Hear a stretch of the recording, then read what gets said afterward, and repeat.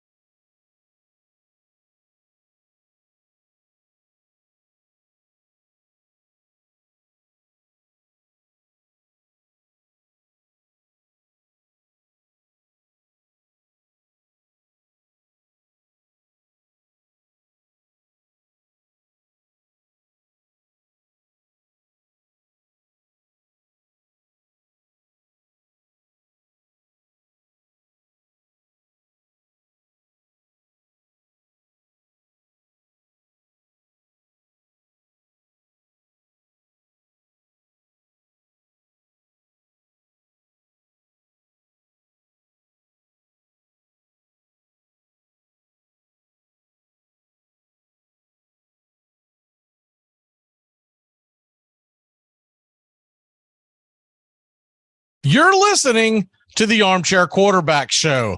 Please like and subscribe today. YouTube.com, Armchair Quarterbacks 1, home of Braves Country Baseball, Tuesday and Friday nights, along with pop-up shows, and the Armchair Quarterbacks Show, which airs live Saturday mornings. YouTube.com, Armchair Quarterbacks 1.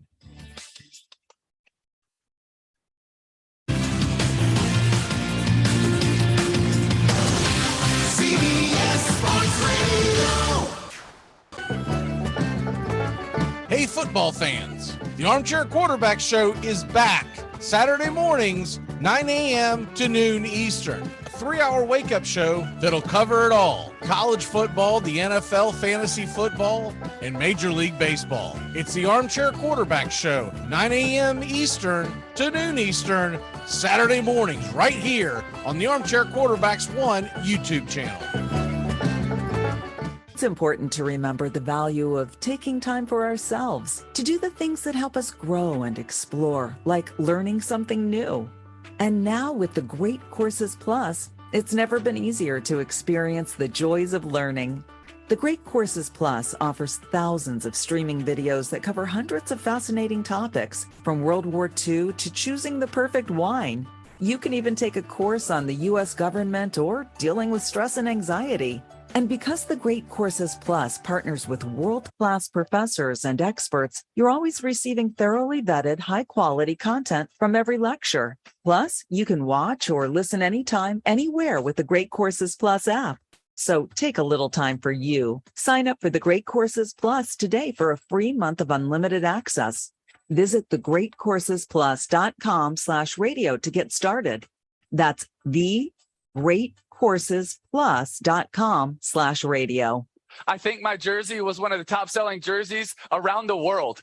It was like Kobe, LeBron, and then I was right behind them, and I didn't make a dollar from it, but nor did I want to, because I knew going into college what it was all about. I knew going to my dream school, where I wanted to go, the passion for it. And if I could support my team, support my college, support my university, that's what it's all about. But now we're changing it from us, from we, from my university, from being an alumni where I care, which makes college football and college sports special, to then, okay, it's not about us, it's not about we, it's just about me. And yes, I know we live in a selfish culture where it's all about us, but we're just adding and piling it onto that, where it changes what's special about college football. We turn it into the NFL, where who has the most money, that's where you go. That's why people are more passionate about college sports than they are about NFL. That's why the stadiums are bigger in college than they are in the NFL, because it's about your team, it's about your university, it's about where my family wanted to go. And you're taking that away so that young kids can earn $1. And that's just not where I feel like college football needs to go. Armchair.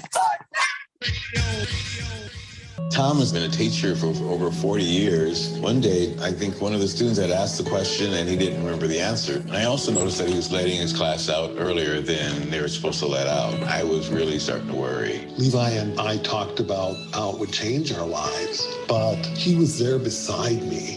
When something feels different, it could be Alzheimer's. Now is the time to talk.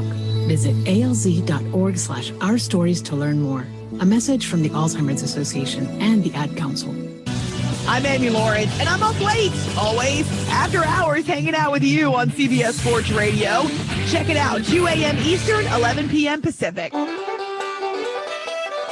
Join the Armchair Quarterback Show for its 9th season. And this year, we're doing it all in one show.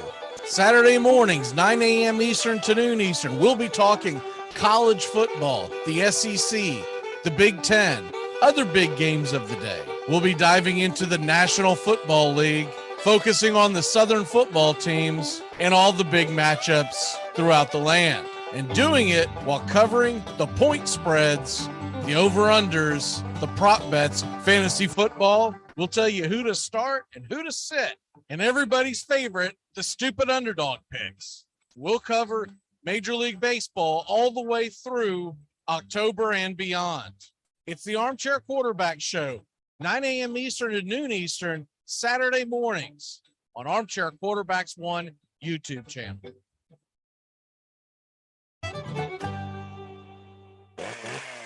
Lager, the beer that brought the forest down. I drive an exotic imported sports car. I eat exotic foreign food like frankfurters and pizza. But when it comes to numbing my mind, I'm a patriot. I drink the beer that brought the forest down. I'm a lager man. And with the new 80-bottle trunk pack, you've got enough for the evening. Hey, it's happy hour somewhere. Lager brings out the patriot in you. Hey, Braves fans, the Armchair Quarterbacks YouTube channel are bringing you Braves baseball all season long. Hi, I'm Mac McGee, and I'll be bringing you Braves baseball play-by-play for the Braves fans out there, for all of Braves country. So pull up an armchair and join us for Braves country baseball, first pitch to last pitch, Tuesday and Friday nights, right here on the Armchair Quarterbacks YouTube channel. You're listening to Braves Country Baseball. Please like and subscribe today. YouTube.com, Armchair Quarterbacks 1. Hey, football fans. The Armchair Quarterback Show is back. Saturday mornings, 9 a.m. to noon Eastern. A 3-hour wake-up show that'll cover it all. College football, the NFL, fantasy football, in Major League Baseball. It's the Armchair Quarterback Show, 9 a.m. Eastern to noon Eastern, Saturday mornings, right here on the Armchair Quarterbacks 1 YouTube channel. Enjoy sun-drenched days, epic stays, and plenty of room to roam in Greater Fort Lauderdale. Our hotels, attractions, and restaurants have taken the Visit Lauderdale's Safe and Clean pledge so you can relax and explore with confidence. When you're ready for that well-deserved staycation, our 23 miles of golden beaches await. Find wide-open spaces to hike, bike, kayak, and paddleboard. Visit your favorite attractions, then dine out in style on waterfront patios. Learn more at sunny.org. To protect his family from disaster, Steve used his camera phone. Done. By taking pictures of his important documents, Steve can always have them stored online. Learn more simple disaster prep tips at ready.gov. A message from FEMA and the Ad Council. Join the Armchair Quarterback Show for its 9th season. And this year, we're doing it all in one show. Saturday mornings, 9 a.m. Eastern to noon Eastern, we'll be talking college football, the SEC, the Big Ten, other big games of the day. We'll be diving into the National Football League, focusing on the Southern football teams and all the big matchups throughout the land, and doing it while covering the point spreads, the over-unders, the prop bets, fantasy football. We'll tell you who to start and who to sit, and everybody's favorite, the stupid underdog picks. And we'll cover Major League Baseball all the way through October and beyond. It's the Armchair Quarterback Show, 9 a.m. Eastern to noon Eastern, Saturday mornings on Armchair Quarterbacks 1 YouTube channel.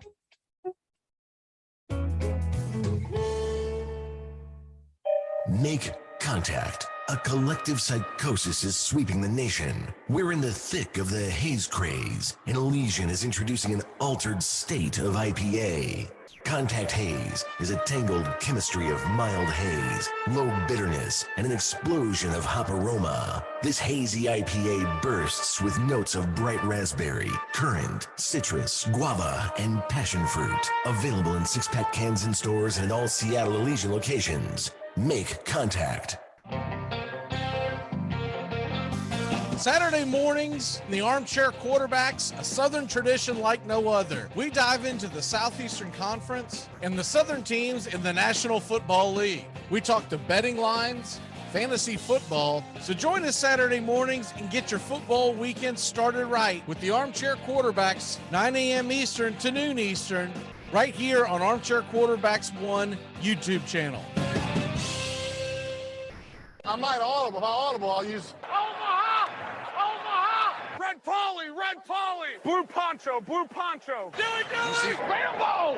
Rambo! Give me Kershaw here, Kershaw! You're listening to the Armchair Quarterbacks. Stop, Japan! Richmond, New York! Richmond, Florida! Sally, Buffalo! Jet, hey, Short Ox! Luda Raiders! Red Lion! Omaha! Time out! This portion of the show is being brought to you by The Best Things in Life, which are still free with minimum purchase at participating dealers. Dread running to the post office? Stamps.com brings post office and UPS services right to your computer. Send letters, ship packages, and get up to 40% off USPS and up to 62% off UPS rates. Nearly 1 million small businesses use Stamps.com to save time and money. It's a no-brainer. So skip the post office and visit Stamps.com. Hi, this is Britney Spears. What up, this Jay-Z. This is Jennifer Lopez. Armchair.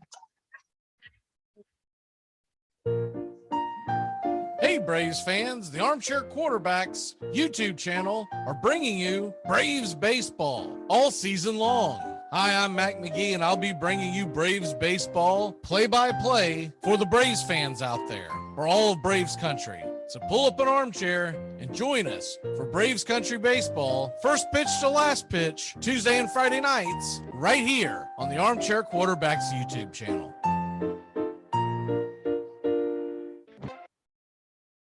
Armchair Quarterback Radio, the gunslingers of sports talk. And here's second-year quarterback Brett Favre out of Southern Mississippi by way of the Atlanta Falcons. They are hopeful he can succeed in the NFL. Here, Brett Favre, you want a challenge? Try this one. So with their best receiver out of the game, from the 35, 19 seconds left. Ball punch goes, touchdown! Is there a spark of life in Green Bay? Touchdown! Yes! Here's Marino, wide open field, throws for a touchdown. It is number 37 on the season, breaks the all-time NFL record. Going deep and open. Touchdown, Mark Duper. Duper has returned, and he is super. They are going to bring pressure again. Rodgers is going to roll away, throws it up in the air, says a prayer, and Janice does even stop it. Oh, please. It's the 21st century, and there are just so many fun and exciting ways to lose your money. So many ways to make your life even more interesting with crippling financial burdens. Why not one more way? New in Canada, it's Solitaire, MMORPG. Play with yourself, online. See other people playing with themselves, online. Poverty Poker Online, now offering Solitaire. A new way to lose all your money, even your home, from the comfort of your own home. TGIF on the Armchair Quarterbacks. Justin Waller and Mac McGee are back at it 6 p.m. Eastern to 7 p.m. Eastern every Friday evening right here on the Armchair Quarterbacks YouTube channel and your local CBS Sports affiliates. We're talking the NFL, Major League Baseball, Southern football, so grab you a cold one. It's finally Friday on the Armchair Quarterbacks. 6 p.m. Eastern to 7 p.m. Eastern. Waller and McGee getting you ready for your sports weekend. You're listening to CBS Sports Radio. We are all sports 24 hours a day, 7 days a week. Strong opinions and your phone calls. Expected here, CBS Sports Radio. Join the Armchair Quarterback Show for its 9th season. And this year, we're doing it all in one show. Saturday mornings, 9 a.m. Eastern to noon Eastern, we'll be talking college football, the SEC, the Big Ten, other big games of the day. We'll be diving into the National Football League, focusing on the Southern football teams and all the big matchups throughout the land. And doing it while covering the point spreads, the over-unders, the prop bets, fantasy football. We'll tell you who to start and who to sit. And everybody's favorite, the stupid underdog picks. We'll cover Major League Baseball all the way through October and beyond. It's the Armchair Quarterback Show, 9 a.m. Eastern to noon Eastern, Saturday mornings on Armchair Quarterbacks 1 YouTube channel. Hyperbole is done. Now we can finally play the game. We are live in Tallahassee, the capital of the great state of Florida. That's Desmond Howard going in motion on 2nd down and 5 for Michigan, playing on real grass at Michigan Stadium. Going to the sideline. It is intercepted. Florida State was sitting and waiting for it, and Terrell Buckley has scored a touchdown. How do you do? Chris Davis takes it in the back of the end zone. He'll run it out to the 10, 15, 20, 25, 30, 35, 40, 45, 50, 45. There goes Davis. Oh, my God.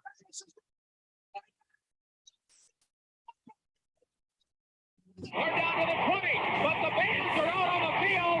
There were flags all over the place. The most amazing, sensational, dramatic, heart-rending, exciting, thrilling finish in the history of college football. In trouble in the backfield, wants to throw now, and he's going to go deep. And I mean deep, and I mean touchdown, Florida! Miracle finish. A Hail Mary that's full of grace for the Gators. Barkley trying to bounce it. And does escape. Saquon Barkley in the clear. Saquon. It's a 31-30 game, and what does What are they Nebraska doing? do? I have not seen the kicker come on the field, and I don't think he's coming on the field. Tom Osborne made this decision a long time ago. He's decided to go for 2 and take a shot at winning. I commend him for it. This is for the national championship for Nebraska.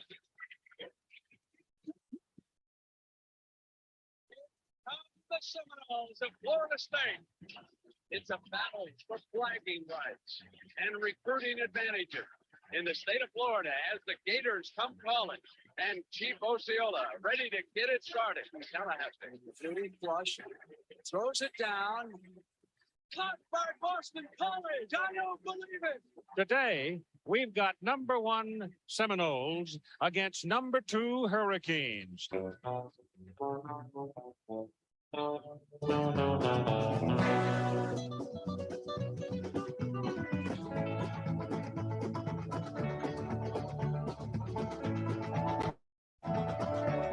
morning. How the hell are you? Good morning, Doug. Oh, Doug, unmute yourself.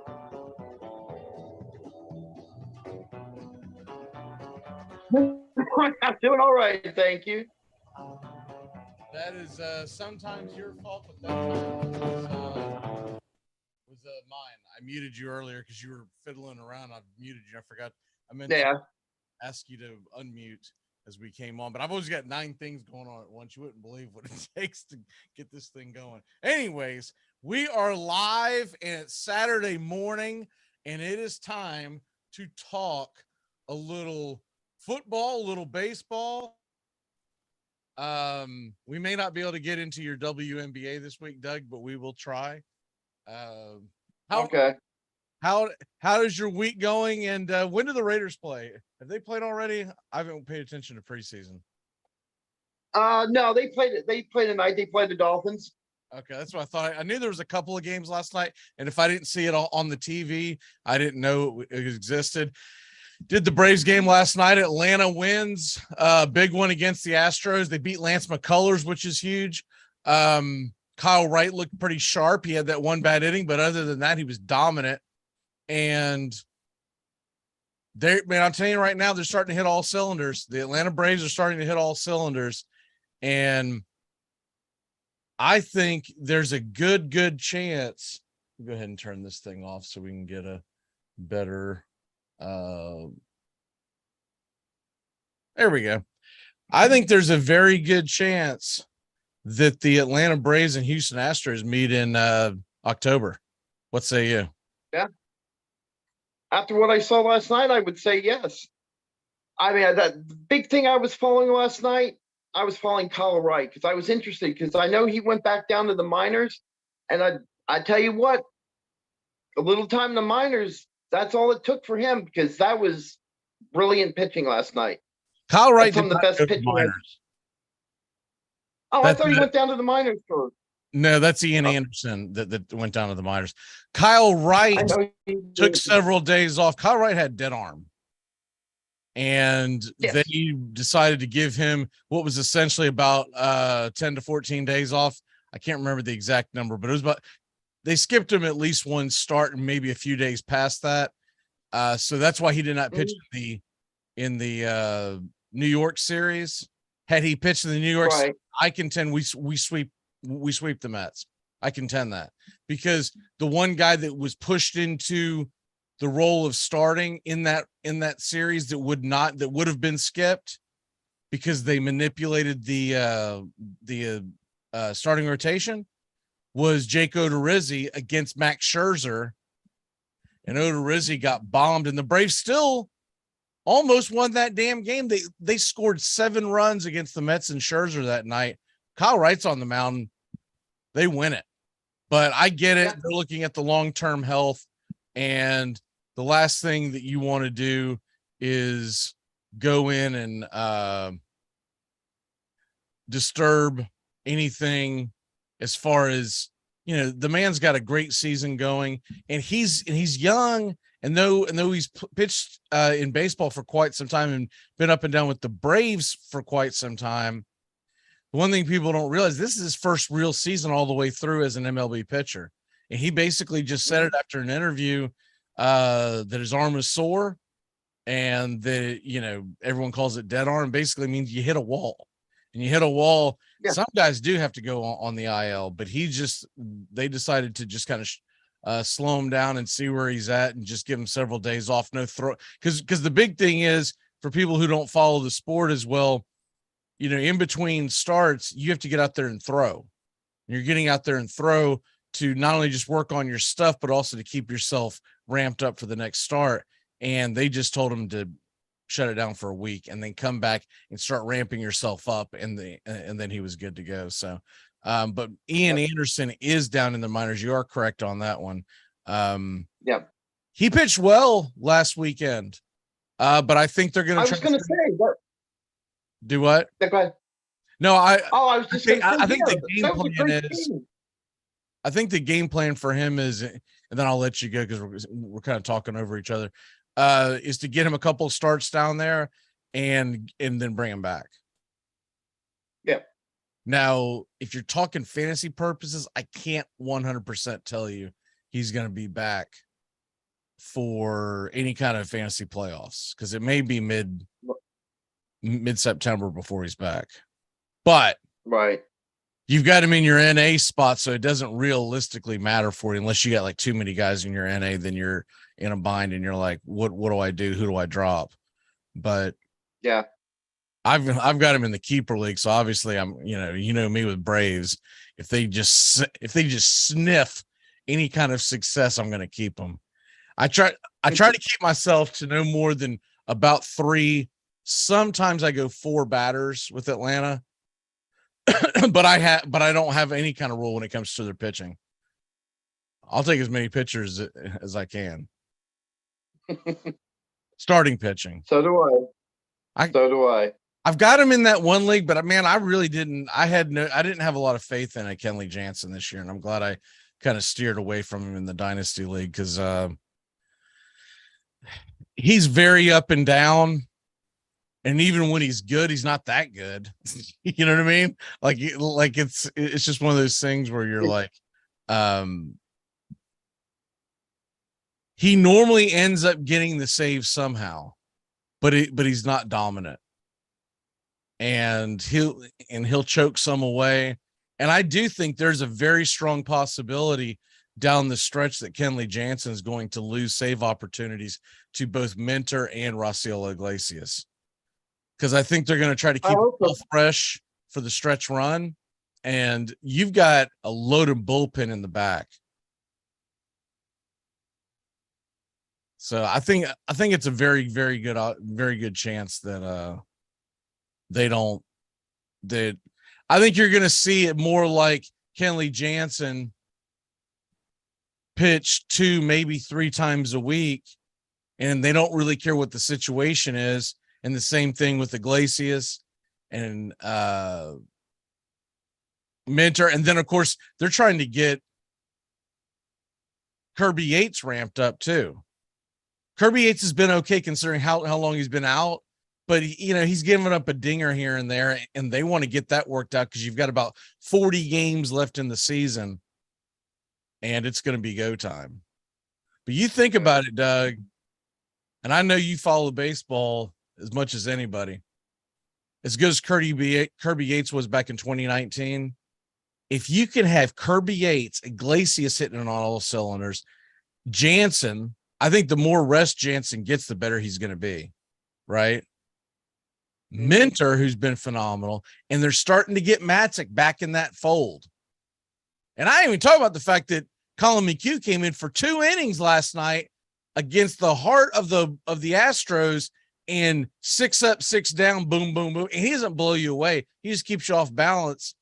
And of course, they know as much as anybody. Hell, he played for the damn Astros.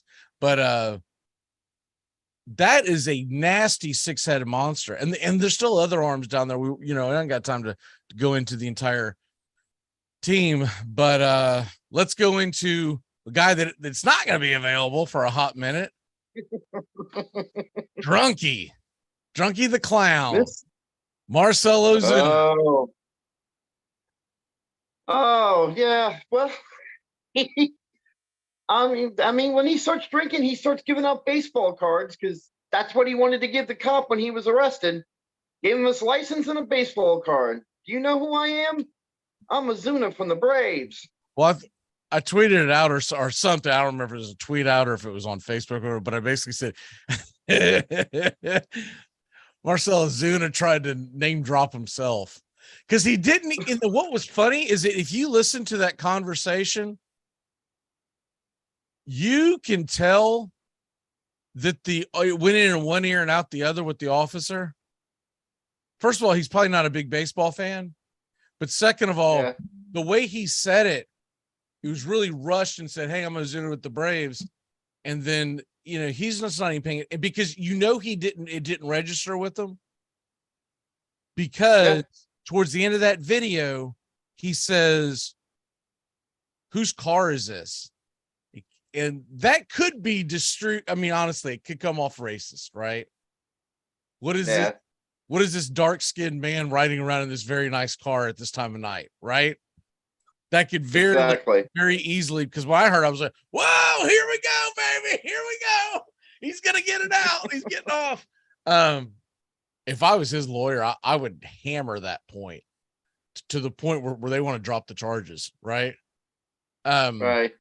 But when he said that, he should have stopped and said, "You may not have understood me a second ago, but I play for the Atlanta Braves."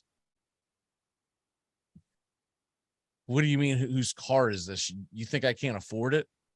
And put him on the spot, and he might have been, shucking and driving and just trying to get out of there. So, but anyways, I think he's done. I think he's done in Atlanta. Oh, yeah, that's a certainty. They had already benched him in the Mets series. He did not play in the Mets series. I don't think he got one single at bat. I'm gonna double check that real quick. But he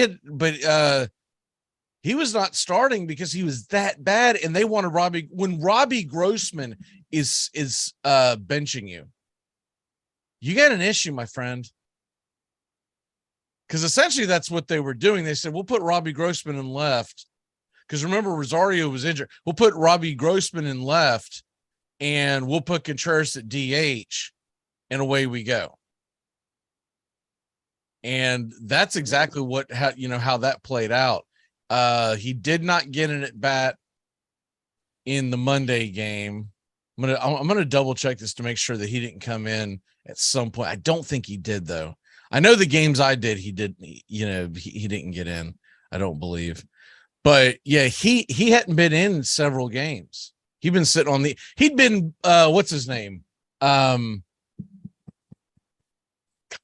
Heredia. He'd been Heredia'd. He's just sitting at the end of the bench swinging a pink sword. He did not get in the Tuesday game, which is the game I did, and I know he didn't start in the Wednesday game against Scherzer. I don't believe he got in at bat because I think I would have remembered him coming in. So yeah, no. So he didn't play at all in that series. So, and look, you've got Michael Harris and Acuna out in center and right. You got Grossman and Rosario that you can put in left. You've got Contreras that can DH, and Chadwick Tromp should be coming back from the IL fairly soon. And he played phenomenally.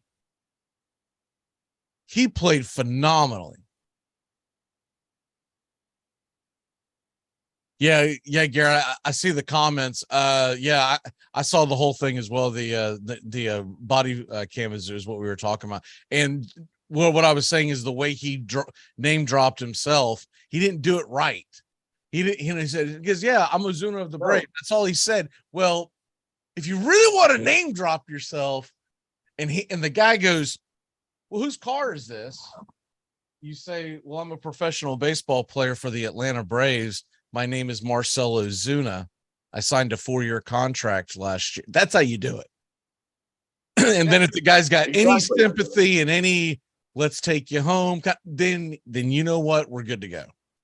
But I don't think either A, that guy's an Astros fan, or B, he didn't know baseball, and he was like, you could tell it in one ear and out the other. Ozuna. I mean, I'm not a big Ozuna fan, but I would have been starstruck if I walked up to look. I'm not even a fan of guys that play for the Mets, but if I'm a police officer, I'd been a little starstruck because I'm a huge baseball fan.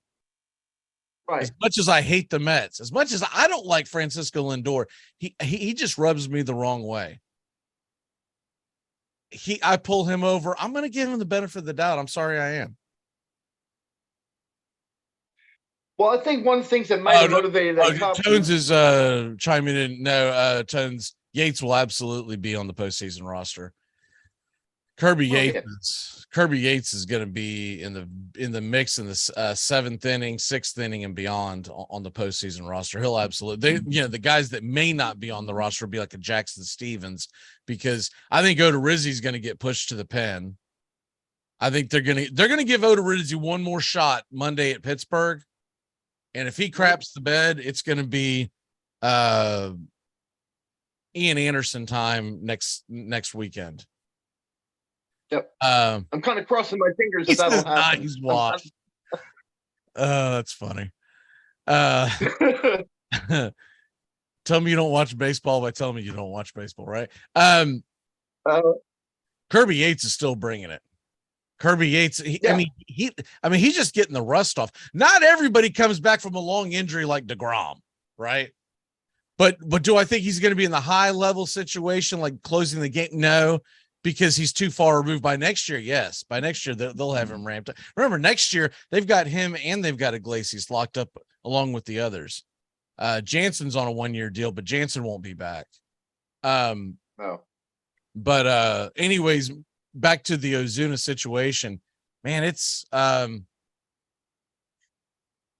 meant to look this up before the show, and I guess I'll just have to do this on the fly. But if he has any, and I mean any, options left, I say send him down to the minors. Because I was thinking the do same that, thing. and I know how messed up that would be to send a big name like him down the. If you can do that, I'm gonna check it right now to see if he has any options. But if you can do that,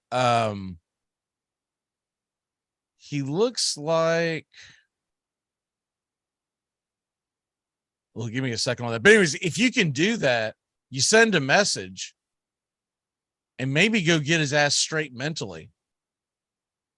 And I'm talking about sending him down for the rest of the year. Don't even worry about him on the postseason roster. Don't even worry about him on the postseason roster. Because the guy has a round swing, swings for the fences. What you want to do is try to get him rehabilitated, get it to him to his max value, and trade his ass. That's what you want to do. So that you can save some money.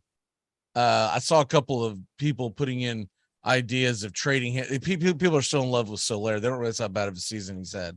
But trading him to Miami for Soler and eat some of the money. Like, I don't think Miami wants it. Like, if you're building a team, why do you want Ozuna on your team? He's played terribly. Yeah, he's got like 20 home runs, but man, he's hitting like 212. He doesn't even hit his weight. He's hitting like 212, and he can't play defense. So that's a huge, huge problem. So if you're a designated hitter, you better be good at it. Yeah. Especially if I'm going to pay you that much. So, anyways, moving on from that, Deshaun Watson gets 11 games. Not nearly enough. 11 games and $5 million. That's chump change. The NFL caved in on that one. I know why they did, and I kind of suspected they would, but they just want this to go away at this point. They've got too many skeletons in their closet to deal with. If they had suspended him for a full year, like I had hoped they would, but I knew they wouldn't, the counter long year pub PR that Deshaun Watson would have run on the NFL. And behind this is the unions, because there are a lot of situations going on in the NFL, like, you've got Gruden's lawsuit. You've got Jerry Jones, just a little while ago, having to settle had to settle a lawsuit with a cheerleader. All these skeletons that right now are in the NFL's closet would have been brought up if you had put him into a year suspension. That would have been drugged up, and it would have been a headache. And I think at this point, the owners just wanted it to go away. So just hit him with 11 games, slap him on the wrist, and move on. Yeah, so the way I look at it is this. Justin said it well last night. It's either a violation or it's not. So he's either guilty of what he did or he's not.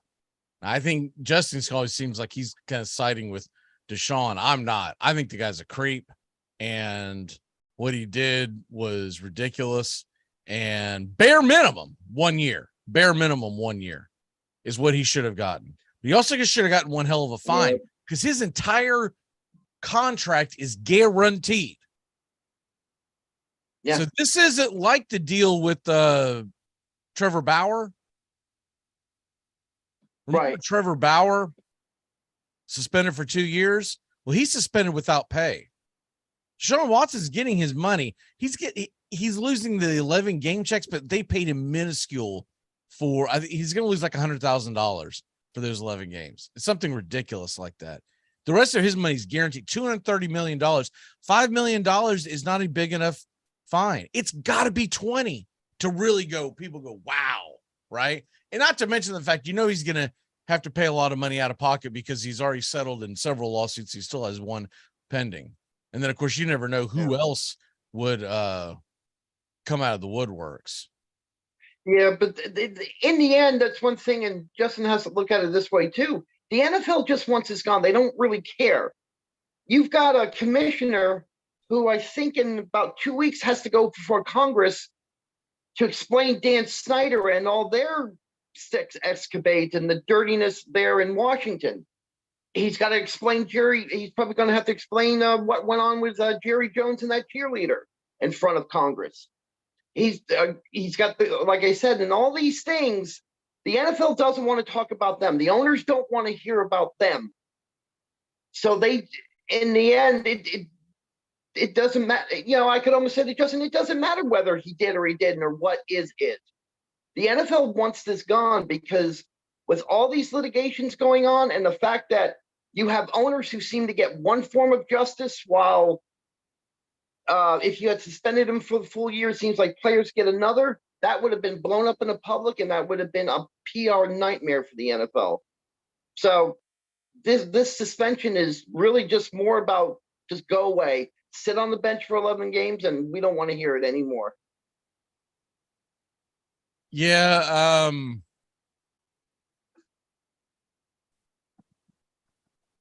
11 games, and they wait until the Houston game to bring him back. Yeah. So that's made for TV event. So the whole thing's asinine. Yeah. I mean, where did you come up with the number 11? Why didn't you just double it to 12? Right? Mm-hmm. When I saw 11, I kind of shook my head. The 5 million made me just scoff. But I was like, all right, well, 11. And then I went to the damn schedule and saw that immediately that goes against the Texans. That was a joke. That was an absolute joke. And the NFL, I know they think they're Teflon because everyone's going to watch regardless. There's going to be a part of the population they're going to lose on this. Now, I'm not saying it's going to be guys like us who play fantasy football. We're going to watch just because, it's gambling. But there's going to be a part of the population who doesn't play fantasy football, doesn't bet on it. They like their football team, but they're not obsessed with it. And believe it or not, y'all, that's not everybody, right? Like everyone thinks that we're all the same. We all just obsessed with football. That's not the case. And they're going to be so disgusted by, especially the female population. Like, what? Why do I want to watch this crap? It's kind of like this. It's the same argument that the right wingers had against watching anything involved with the NBA because of all their left wing shenanigans that they pulled in 2020. Right? It's the same argument. It's a different topic, but it's a fair argument. And if someone told me they were not going to watch the NFL anymore because of this, I couldn't argue with them. I'd be like, yeah, that's fair, man. That's fair. I can't tell you what you should and should not like. If you tell me you're not going to watch a sport because you don't like it, you think it's boring or something, then I'll be like, okay, well, how much do you know about the sport, right? But something like this, you want to turn it off? Be my guest. So what's your honest opinion on the Panthers this year? I think everyone's overreacting to the preseason game. last night, Garrett, I think the Panthers are going to be what they call a feisty team, right? And let's just go ahead and say it's Baker Mayfield. Let them have the locker room. If they can keep CMC healthy, Baker Mayfield and DJ Moore is extremely, extremely underrated. He just played with the terrible quarterbacks his entire career, even when it was Cam Newton, and Cam Newton fans aren't going to love to hear that. Cam Newton sucked as a passer. He was a good quarterback when you look at the fact that when he could physically run the ball and whatnot, and he had that dual threat, and he could throw the deep. Right. That's because you're focusing on the run. But when he lost the run, he lost it all. But I think the Panthers, we talked about this. Look, they're not going to be in the cellar. That's going to be the Falcons. We did the NFC South last week, so we won't go through the entire thing. But I believe that the Panthers could arguably be right there in the mix at the end with the Saints for a wild card. I still think the Bucs are the class of the division. And unless something weird happens with this whole Tom Brady absence thing, that's not going to change. I mean, if all of a sudden Giselle says you're done and Kyle Trask is behind center, then we can revisit this entire conversation, because then the NFC South is wide open. But I don't think that's the case. People are overreacting. What is your walk-off, Doug? Oh, my walk-off is tonight. Got the it's just a little twofold. Tonight the Raiders play Miami. It's preseason stuff. There's a young kid named Lou Masterson that's playing. He's a converted safety and a linebacker. He's fighting for a spot. So my walk-off is I hope he has another good game tonight like he did last week, because I like to see him. He's got some real talent. I think down the road, I think he's going to be a high-caliber linebacker for the Raiders. Is that on TV? I think so. I mean national local TV. I don't mean is that on in damn Oakland or Las Vegas? Or Vegas. No, I'm sure not Vegas. I think it's on ESPN. Okay. I know NFL Network's got what that's tonight. Yeah, I want to say tonight. Okay. Let me look real quick. I know NFL Network's got Bucs and Titans, Raiders, Dolphins, 7 p.m. That is not on TV, but it will be reran at some point, I'm sure, either overnight or in the morning. So, all right, brother, great job. Yeah. We will see you. No show next week. We're going to take a Saturday off, get everyone to kind of what do they say, recharge their batteries, and then we'll be hitting the ground running. 2 weeks from today, we're going to be doing the live draft. So we'll see you then. All righty, see you. We'll be back in a flash waiting for Joey and Tones to join, and we'll be back here on the Armchair Quarterbacks. You're listening. This portion of the show is being brought to you by Ed's Almost Good Beer. Remember, Ed's Almost Good Beer was brewed in God's country when God wasn't looking.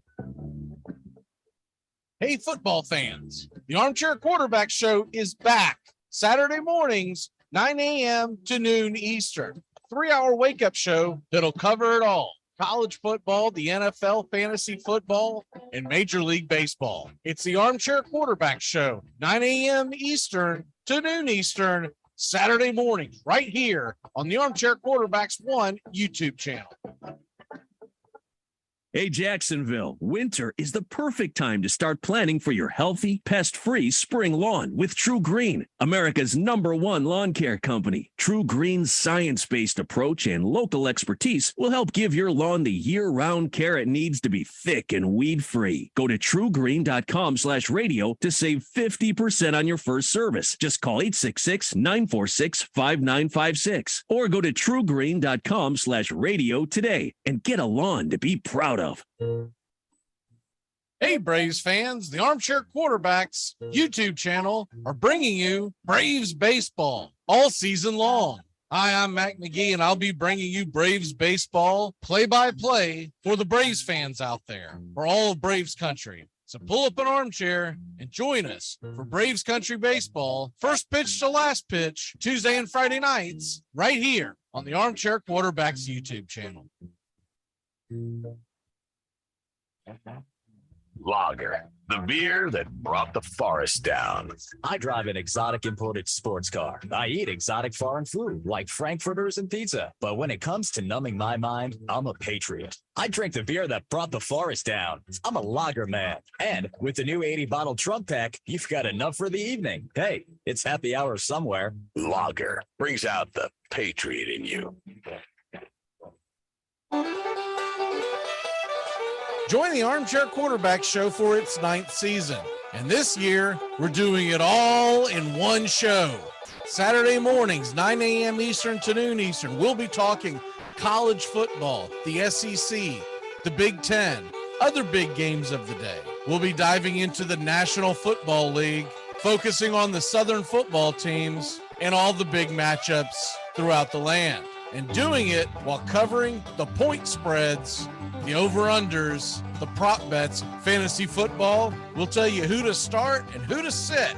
And everybody's favorite, the stupid underdog picks. We'll cover Major League Baseball all the way through October and beyond. It's the Armchair Quarterback Show, 9 a.m. Eastern to noon Eastern, Saturday mornings on Armchair Quarterbacks 1 YouTube channel.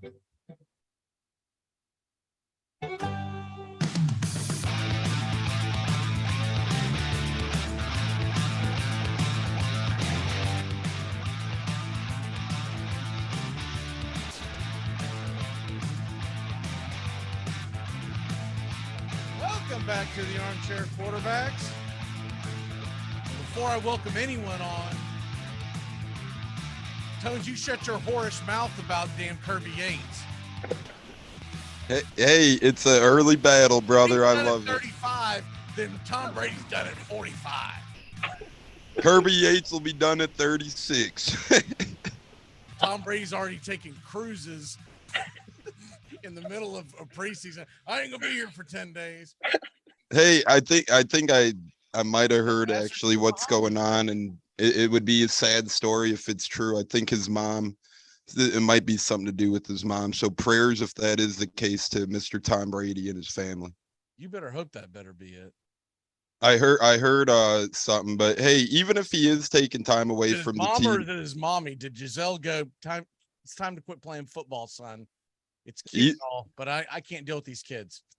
Either way, he'll be back this year, and he'll be back by week 1. I'm just interested to see the growth and development of Kyle Trask these next couple of weeks, because honestly, we used a second-round pick on the kid, and we haven't really got to see what he's been made of to this point. So yeah, I know it's looking forward to tonight's game, and though it's going to be going on at the same time as a real game, Braves Astros in a game that counts is what I mean by that.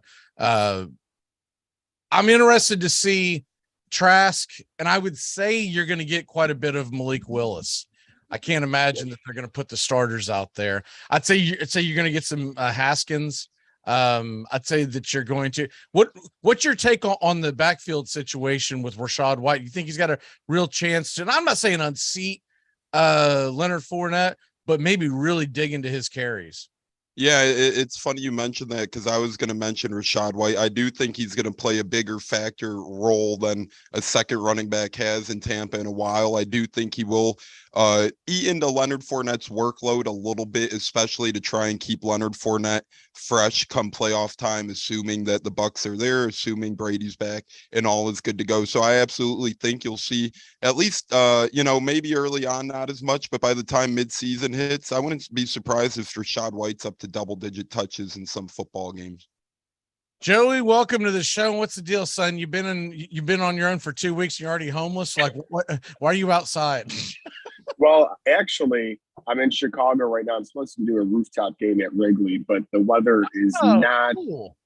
Yeah, but the weather is not really participating. And the thing that stinks about that is if they cancel the game, Brewers and Cubs today, then they will put it maybe a doubleheader, a weekday game where a lot of people won't be able to make it. That sucks, man. Well, hopefully it works out for you. Hopefully it's just overcast. And is that it's just so. I'm assuming that's an early first pitch. Correct. It's a 120 first pitch, and it says scattered thunderstorm. So we already put in all our money. So we're just hoping. Is it just one game today? Yes, that is correct. One game. All right. Today. Well, maybe worst case scenario is just going to be a long weather delay or whatever, and you just get a little more drinking in. Just be don't go all Marcel Ozuna about it. I can make it. The key is if they can get first pitch off, we're in the clear. If it gets canceled before first pitch, they don't even let us in. So that's all I got to hope for. Can you give us a view of Wrigley Field from where you're at, or is it too far away? Not of Wrigley, but I can give you the city skyline pretty good from right here. Oh, that's pretty cool, man. I like that. And you guys are in a skybox or a rooftop, so even if it does drizzle a little bit, you guys got protection, you know? Yeah, I might have a crappy background most days, but at least I got Chicago today. Well, it's always good after you've been drinking all day to have protection. One way or another. One way or the other. Those couple kids in California haven't called me in a while. Of course, there's a third kind of protection because you're in Chicago, so duck every once in a while. Just for the hell of it, duck. You never know when you might see Lori Lightfoot either. You got to avoid the plague. Yeah. Juice. It is August 20th, so they might be a little more stubborn with pushing games back. McGee might be right. They might try and just move it back a couple hours. I know it says rain all day, but it is already August 20th. You don't have much time left to make up these games. I like the fact that y'all put it on them yesterday, because the Brewers are fighting for that last wild card. I'm on the fence on who I want to see make it. I kind of want to see the Brewers make it to play the Cardinals in the first round. To me, that would be really cool because you get a divisional rival. And I'm not in love with the Padres, man. I feel like every year they do the same damn. What's going on with them? I just don't get. They're losing to the Nationals now. First of all, PEDs. Well, yes, true. Yes, they're basically getting Ozuna'd every time they turn around and go, son of a this like him and Ozuna have the same debilitative disease. It's just in different ways. Like something's always going wrong with Tatis, just like something's always going wrong with Ozuna. I honestly think the Ozuna thing's a good thing for Atlanta. I'm trying to figure out, and I can't find. I don't know why I can't find it. I'm trying to figure out if Ozuna has any options left. Because if he has any options left, I'd send his ass to the minors. But I've looked on several sites, and I don't know. I don't like it's a big damn mystery or something. But anyways, I'd like to see them just say to hell with Ozuna. Kick rocks, go on administrative leave. Whatever the hell you want to call it. I don't care. Just get the hell out of here. Yeah, and we heard rumblings at the deadline that the Braves were almost looking to try and replace him, perhaps even way back then. And that's 2-3 weeks ago now. So this isn't anything new. I mean, he's had home runs this year, but his average is way down. And he just hasn't been producing as much at the plate either. So on top of his average troubles, you throw in something like this off the field. And, that's not something you need as a hitter who's already fighting for at-bats. Right. And did you see he technically has options left, but when you're that far into the into your contract, you might have a stipulation in there that they would have to DFA you. Did you see I don't care. Just get rid of it. What? Real quick, what John Heyman mentioned yesterday, the trade, what the freaking Cardinals gave up for Marcell Ozuna back in the day. It was Sandy Alcantara, it was Zach Gallen, who they ended up getting Jazz Chisholm for, and It was a couple other minor leaguers as well. Yeah. That Cardinal fans still cuss about that trade. Good. I mean, the Marlins never do anything with them, but the Marlins usually make pretty good trades. Correct. And like the Marlins still figure out a way to lose. You beat 30 games out of first place at the end of the year, but they'll have like 6 all-stars. You're like, damn, man, that's a good team. What's wrong with them? Every year, especially with their pitching. Their pitching's always there. It's just poor man's version of the Washington Redskins from about 20 years ago. When you had like Hainsworth and Deion Sanders and all these players, and you're like, why are you 3-13? What is going on over there? Then you realize Jim Zorn's their head coach. Hey man, Jim Zorn was a hell of a quarterback. He was. But respect on his name. I like Zorn. All right, Ozuna sucks. Braves are awesome. Next topic.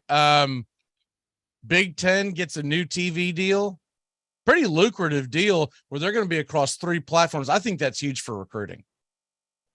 I'm going to go back to Joey one more time and try to convince you, dude, that 60 million they're talking about getting from NBC, that's chump change. You need to go to the freaking Big Ten.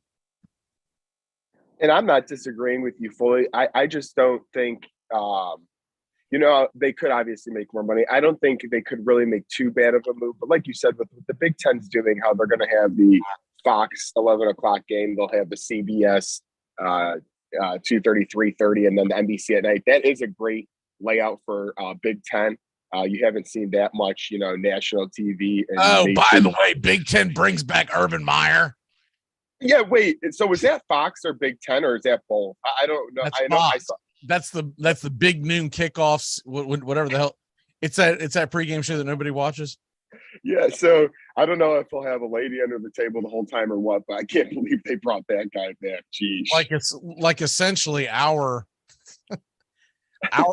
ratings rival Fox's. We're going to be in competition with them. We're like neck and neck every week. Joey and Urban Meyer neck and neck, and Wait, whoa! Why, whoa! That's a lot of allegations right there. Come on, kid. Joey always puts us over the top and gets just a little better, coverage because everybody wants to see where Joey's living this week. So that's he's the new Angelo. At least I still have a cell phone. You guys are killing me already. Oh man, can't wait to get to the AFC South. We only got started here today. So yeah, I'm just going to put it to you this way, and I'm not saying this to put down Notre Dame. I still think they can save the brand, okay? Because it's Notre Dame, and though these kids' dads don't revere Notre Dame, their granddads do. Okay, that's how far removed Notre Dame is from a national championship at this point. But if you get to the Big Ten, not just going to the Big Ten, okay, it's going to be on 3 different major networks, plus the streaming device. If it says NBC, it means Peacock. If it says Fox, that they're going to, they're coming up with something other than that FS Go that sucks. And if it's on, what was the other one? CBS. You're also going to get, if CBS is involved in this, which I'm assuming CBS is going to have some kind of a night game, that means they're going to be cross promoting on the SEC game of the week, right? So to me, just from saving the Notre Dame brand, because football is all they really care about, man, get your ass in the Big Ten and call it a day. And to be honest with you, I've always have wanted them to join the Big Ten just because also I feel like when they're on their own, they get a little more scrutiny come playoff time if they have 1 loss or 2 losses. Well, they're always going to. Because correct. So you don't have a championship. You don't have a championship game. And you're usually playing teams that even if you've got a decent schedule, they're not teams people are familiar with. Stanford can have a good team, and the average voter's like, what? Yeah, and I know. Oh, yeah, where Tiger Woods went to? They're. And I know if they're on their own, they've done some things like they have Ohio State this year. So hopefully that can get them on the right foot and get a huge win because Ohio State's just a powerhouse, as we know. And if you can get a win against Ohio State, even losing a close loss, that's not going to kill you. So I think joining the Big Ten would be the right move. I just don't think they'll make a wrong move, but I think your option with the 3 networks, it's hard to say that's not option A and they should do that. So I do agree joining the Big Ten would be the best option. Okay, Big Ten man, what say you? Do you want to name in there? I think it'd be a great move for both ends, right? Because obviously SEC is looking to perhaps up their ante by adding some ACC members. So then if they get the likes of Florida States and so forth, their big name players are going to be through the roof. So you look at a Big Ten, they're in pretty good position right now. They added a couple West Coast big name teams. You had a team like Notre Dame, and then Notre Dame joins a conference where, like you guys said, they could play conference championships. They could have that behind them.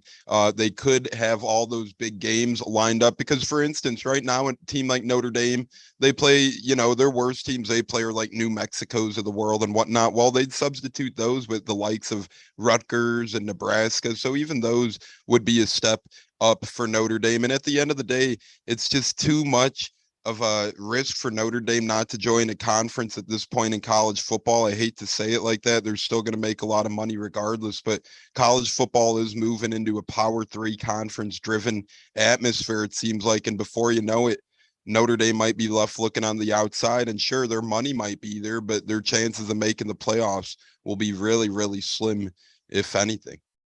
First of all, Brian's in here chiming about Miami, Notre Dame. Okay. Don't put Miami in the same sentence as Notre Dame. Okay. They're irrelevant. And no one cares about Miami. Okay. They barely care about the Heat down there. Notre Dame going to the Big Ten would be a game changer. Miami better hope the Big Ten for some reason wants to add the city of Miami to their viewing audience, because you're not going to sell it by the brand that's been dead for 20 years now. But Notre Dame, man, they still bring fans. Fans still follow them, especially in the Midwest. It's not like it was years ago. Years ago, it was a national brand, right? Years ago, people grew up in Florida and in California, et cetera, pulling for Notre Dame. Now, not so much now, but in the Midwest, it's still, if you live in Illinois, the Illini suck, right? Mm-hmm. If you live in, I mean, let's be honest, Joey, that's probably why you're a team, why you're a Notre Dame fan. You live in Indiana, the Hoosiers normally suck, or they have for years until just recently. So if you're not from Michigan or Ohio or Pennsylvania, that is the brand in that area. And even a little south, you get some people in Northern Kentucky and whatnot. So you can still pull for the Notre Dame, and Notre Dame needs a pounce now, because if you let it go another generation of just mulling, because honest engine, as a college football fan, 9 times out of 10, unless it's a really big game, I forget Notre Dame exists because they're on NBC. They sit off to the side. They come on at a weird time. It's always 2:30 Eastern, which is an hour right before the SEC the SEC game of the week, right? And it's in the fourth quarter of whatever noon games are on. So I'm locked into those. And when that game ends, I go straight over to the SEC game of the week or whatever the ABC game. I'm not going to get into the second quarter of the Notre Dame Navy game, right? So in terms of national, you're 100% correct, because the couple of games they'll put on NBC or ABC/ESPN at night, those get watched. But you're right, the NBC, that 2:30 weird spot game, they don't get as many eyes nationally, just more Midwest, like you were saying. That's why Notre Dame needs to bite the bullet. I know they got this thing where they want to be independent. Man, screw that, man, because the world has changed. Used to, you could look, years ago when Miami was in their heyday, Florida State pre-ACC, Notre Dame, like you could make it as a independent. Nowadays, I think you've got to be in a conference, because you could get left behind all the way. There could be a situation as the NCAA becomes less and less relevant, where they're going to wake up one day and the SEC and Big Ten decide, to hell with everything. We're playing our championship games, and the winners are going to face each other in the our national title game, as they'll call it, right? And that'll be it. Pac-12, Big 12 gonna be sitting around going, well, I guess we need to go ahead and put one together. And then Notre Dame's going to be, well, what are we going to do? We're going to play like College of Charleston in a bowl game or something. Don't get left behind, because if you wait too long, then they've got the power. And USC and a team like Cal. So, I mean, who's to say if they added a couple more and Notre Dame keeps being selfish, door might be closed.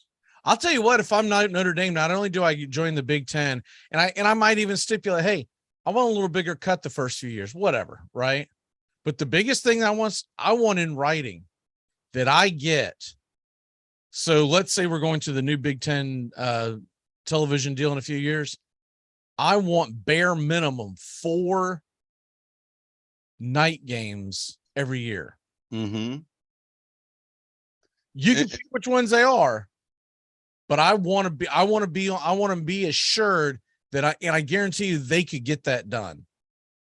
No other school could do that right now. Miami couldn't do it. Florida State couldn't. You couldn't sit there and demand, well, if I'm going to come to your conference, I've got to beat. No, but Notre Dame could do it for the Big Ten, because that's how much the Big Ten wants them. And can you imagine those moneymakers, those night games, and Notre Dame against a USC or Notre Dame against a Michigan, those kind of battles that have been a little more historic in their history? They'd be joining. There's be a reason to put them on in a night game, but you make it. I don't want to hear end of the season. Well, we're going to put Northwestern versus Illinois because they're undefeated at 3-0 apiece. Whatever. I want 4 games. So what's going to happen is if you have to be guaranteed that, they're going to get you on at the very beginning of the season, right? To hype that up. So before anybody loses a ball game, they're going to grab like a USC game like Tones is talking about. We could talk about this all day long, but I really think Notre Dame needs to jump on. And I still think they're going to. I don't think they're going to. Brian says everyone watches Miami no matter what our ratings are. I don't watch them unless I got some. Everybody watches our games no matter what our ratings are. That is a typical Miami Hurricane living in a cloud statement. I don't care what the ratings say, man. Everybody watches us. 30 people watch our show today, but they said we're being on ESPN because they don't care about ratings. Yeah. We're moving. I don't care what it says, man. I'm telling you, 1 million people watch us every Saturday morning. Come on, Brian. You're better than that. He's really not. I'm gonna capture that before it goes away, because I'm gonna share this with someone.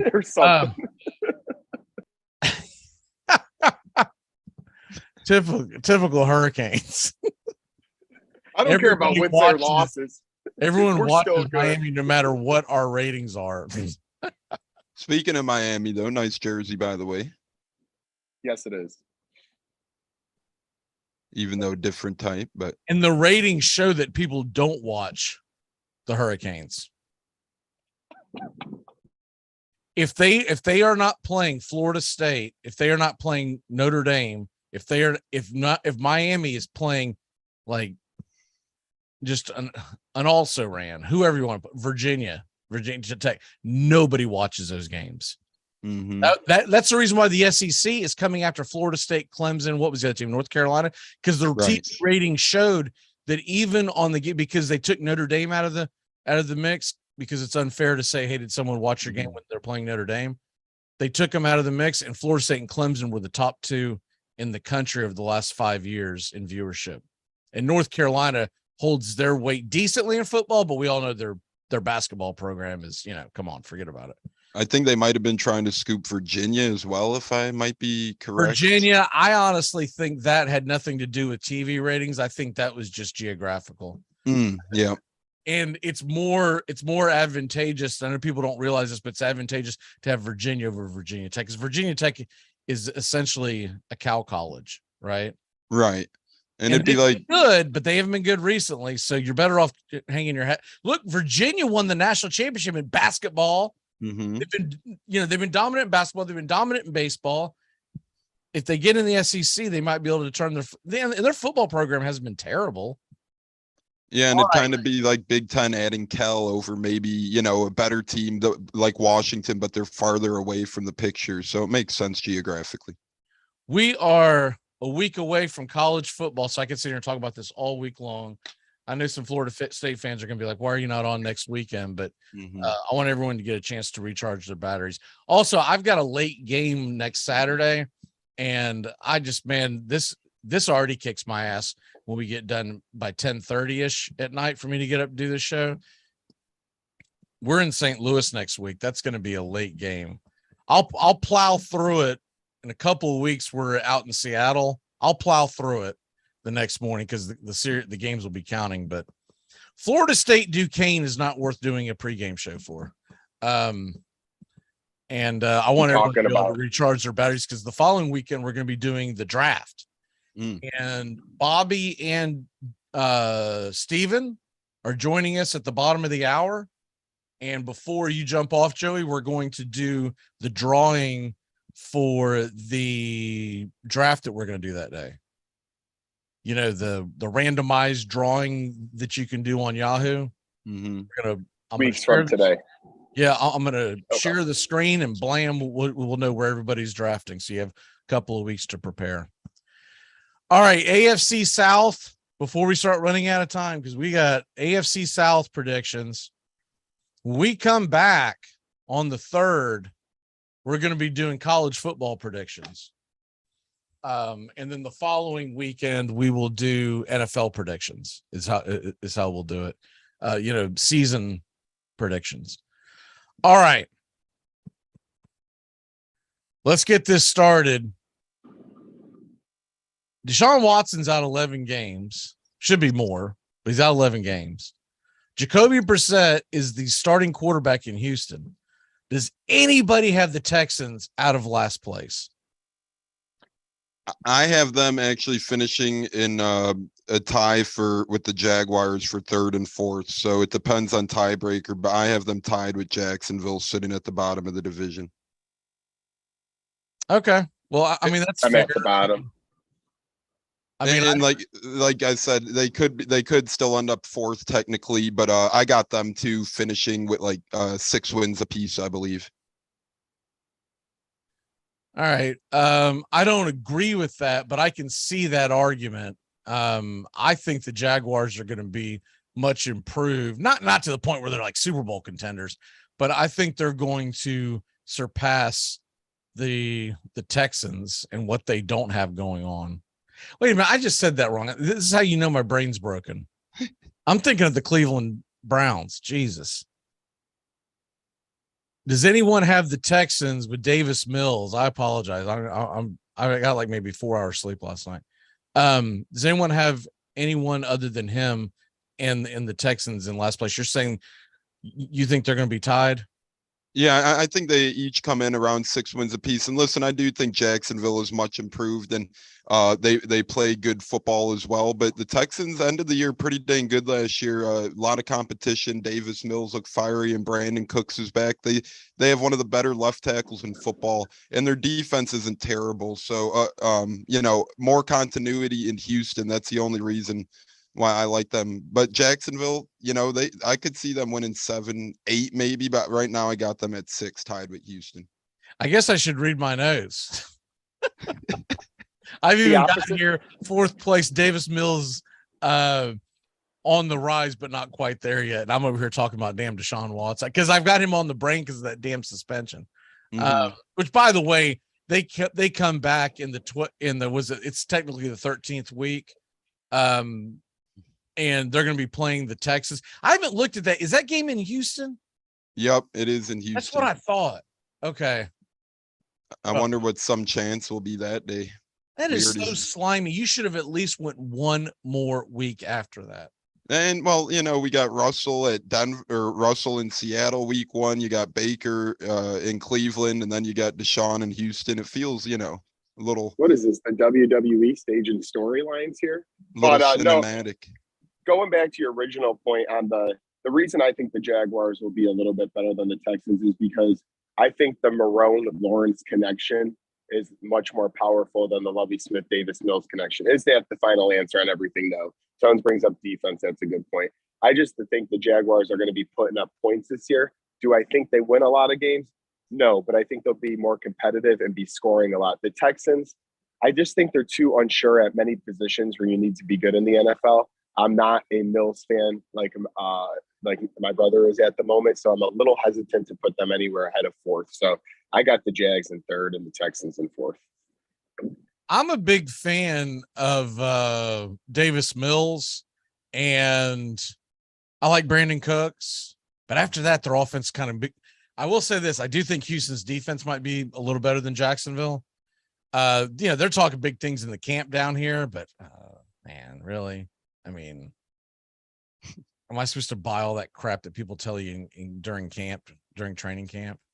I feel like that it's going to be a situation where the Jaguars are going to be putting up points. They're going to be a much more fun team to watch, and their defense is going to give up losses left and right. But I'm with you. I think Trevor Lawrence is going to take that next step. Nothing dramatic, right? But I think if anyone can get stuff out of him, it's a Peterson. Yeah, and that is a, really good head coach to bring in to try and get the most you can out of your young quarterback. Doug Peterson is really effective with offenses, especially quarterbacks. So good move by Jacksonville to get loose pants Herb out of there and get in a veteran pro like Doug Peterson. So we've got the Jags in third, but Tones has them tied. So it's essentially the same thing. Let's move on from that. So much stuff that you can unpack about the Jags too, because the running back battle between ETN and it sounds like Robinson's going to get more of a share than what everyone originally thought. But we go to the big boys in the division, the Titans and the Titans second team, and then we'll get to the Colts. I knew where this was going. That's going to be a fun. I think for once, this is going to be a really fun year for both teams going down the stretch. I don't think it's going to be locked up like it was. I mean, that division was locked up about 6-7 weeks into the season last year. This year, I think it's going to be down to the wire.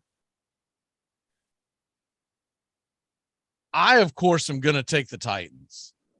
And it's not just because I pull for the Titans. It's because I feel like the Titans defense is going to be very good again this year. Henry's healthy. I like the addition of Haskins. You hate losing A.J. Brown. But Treylon Burks, from everything that I've seen and read, looks like that he's going to be able to take his – and Robert Woods appears like he's going to be ready earlier than what everyone thought. I think they're going to be able to move the ball enough. And once they get that lead, man, that is a tough team to come back on.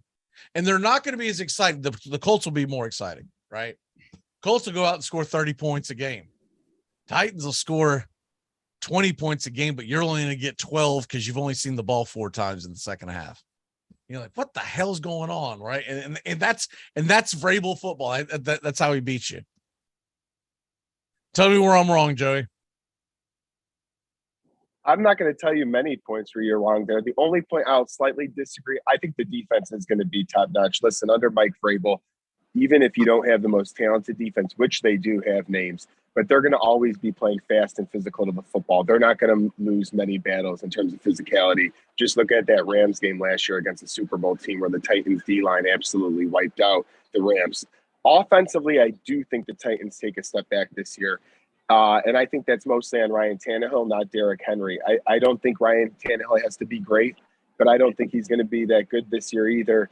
And that's why I give the Colts the slight edge. Now, Matt Ryan could be argued too, because we don't really know coming off the last few years in Atlanta. Was that more the weapons around him and the schemes he was in, or was, and even though he didn't have terrible stats, but, nothing eye-popping, or, is like, will he get to the Colts and with the best running back maybe in football, along with some decent weapons like a Michael Pittman, maybe you could see the Colts improve. But I do think the Colts will, like you said, go to the wire, but I'm going to be the opposite of you. I'm going to go, if the Colts just slightly out the Titans, I think the Colts get a light 11 wins and the Titans get 10.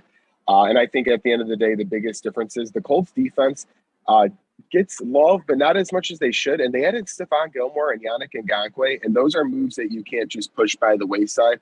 They already had a good defense. You add 2 pieces like that where Gilmore could take away, when healthy, most receivers. And then Yannick Ngakoue, we actually finally have a pass rusher to help out DeForest Buckner.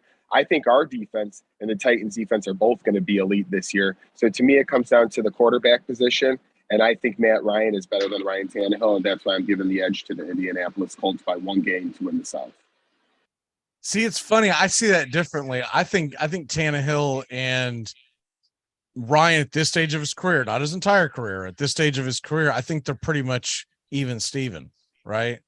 I just think in Atlanta, like kind of like when Phillip Rivers came here, he was kind of done with the Chargers. Everyone wrote him off, and then he had a great year at Indy.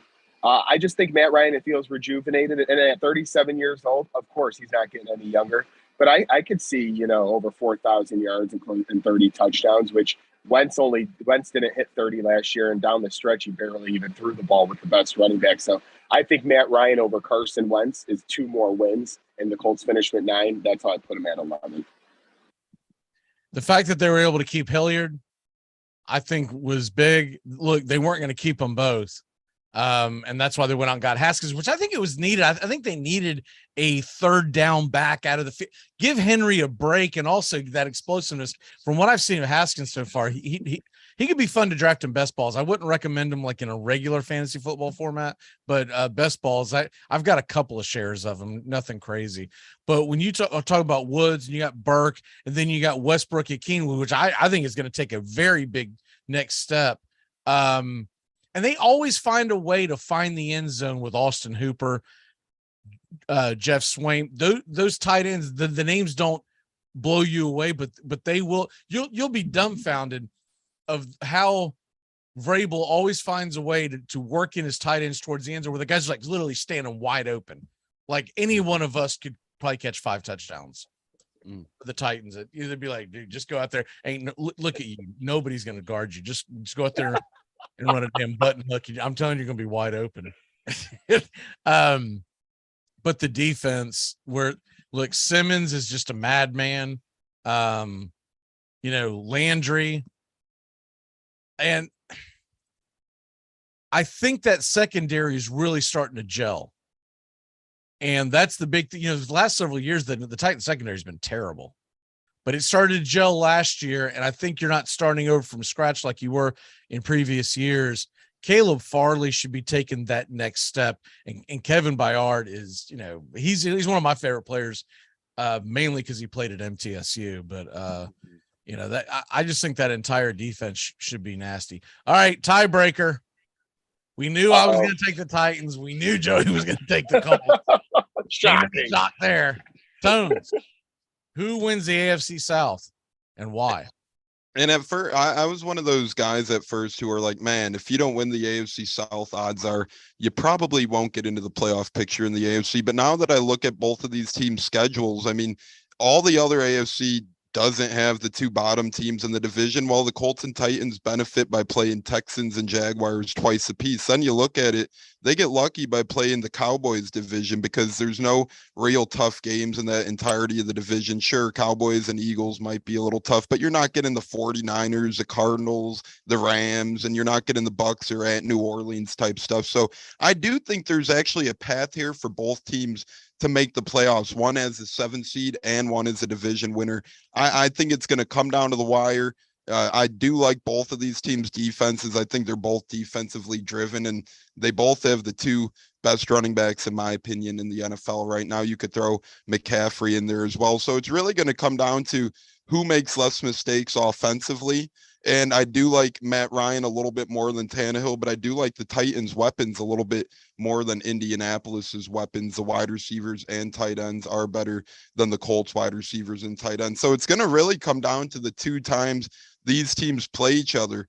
Lately, it seems like the Titans have had their way with the Colts. I think that Colts push back a little bit this year. It's now or never for a guy like Frank Reich. I think Mike Vrabel's seat is pretty safe because, they're kind of going to throw Tannehill to the wolves if something happens this year. So I think both teams ultimately make the playoffs. I got Titans as a 7th seed in the wild card with 10 wins, and I got the Colts barely sliding them out with 11 wins and getting the 4th seed and winning their division. But I do have both of these teams in the playoffs because, like I said, I think the map and the route to get to the playoffs is a lot easier for these AFC squads than it is for pretty much every other AFC team. And I'll actually be there in week 4, me and my dad. And I think maybe, I'm not sure if Tones is joining us, but week 4 Titans at Colts, I'll be in attendance for that. Austin Hooper and Swain, that is a great red zone. And if Woods comes back, I think it's hilarious. Everyone freaking out about Traylon Burks as well, because the past couple off seasons, we had the Jamar Chase freak out. We had the Justin Jefferson freak out. There's always a first round wide receiver everyone's freaking out about for silly reasons. I think Traylon Burks steps in, and I think he has a really, really effective rookie season. And I think Robert Woods is good as well. That's going to be a battle to keep your eyes on. I ultimately think both teams end up in the playoffs. I like the fact that the first 5 weeks of the season before the bye week, we've got, I'm not going to say gimmies, but we've got games we should win. Mm-hmm. We start off with the Giants at home. We got Vegas in the third week at home. The Vegas will be a little explosive. I expect to beat them in Nashville, and then at Washington right before the bye week.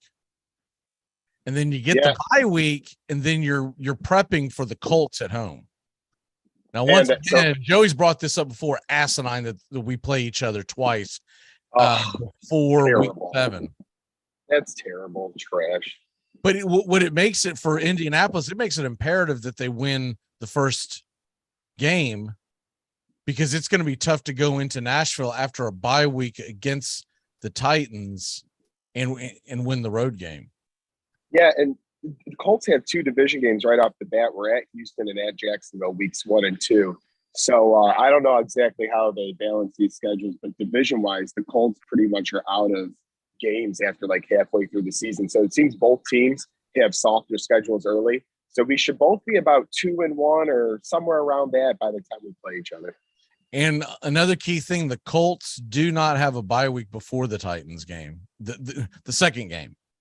Yeah, now, we don't have a bye week. Granted, they're at home against Jacksonville, but we all know Jacksonville can get them Colts.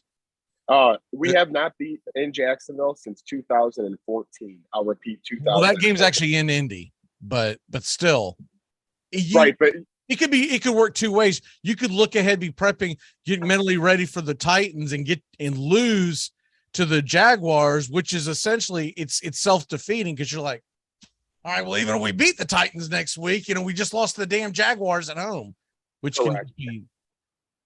And I like the Colts' little end of the schedule. Their last 2 games are the Giants and the Texans. Michael has finally made an appearance, first time in a long time, and his first comment is, Joe is out of the basement. Hey, man, I'm getting killed. The weather's getting better out here. Maybe I do have a rooftop in me tonight. Thank you, Michael. I'm the guy. I'm the clown. I just get beat up, but I love it. And of course, the first thing I think of is when Joe Biden was hiding in the basement all during 2020. Please don't.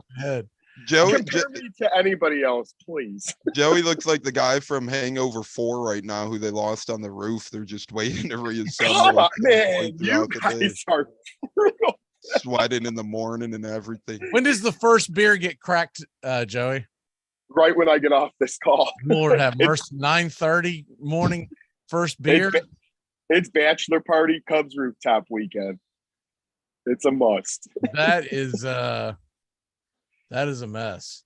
Could one of you text me around 3 to make sure things are good? Well, none of you care, so I'll just go. No, I mean, I'm just, yeah. What the hell am I going to do if I'm just kidding? Am I going to assemble 1,500 miles away from you?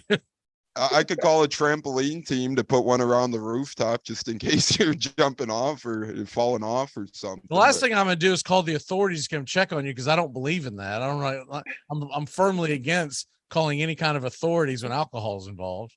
So. No, I'm just messing around. I'm going to get my Jaguars clown mask and just go sit in the corner for the rest of the day. Next week, we get college football. And once again, we're going to take a week off, recharge our batteries. The following week will be the draft.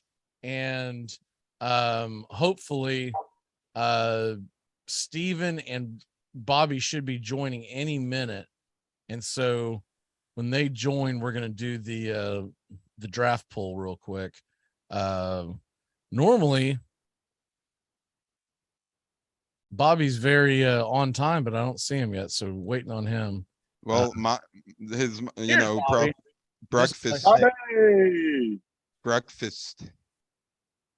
What's that? He had to eat breakfast. Bobby grew taller a lot this past year, so he's been getting his pre-meals in, his spinach, his kale. His hair has definitely grown taller. I was gonna say I haven't seen Bobby in a while. He blew up. Hit that streak. Good for you, kid. Thank you. We're a bunch of old people on the show. We need some young. I'll be there soon. How we doing, Bobby? I'm doing good. How about you?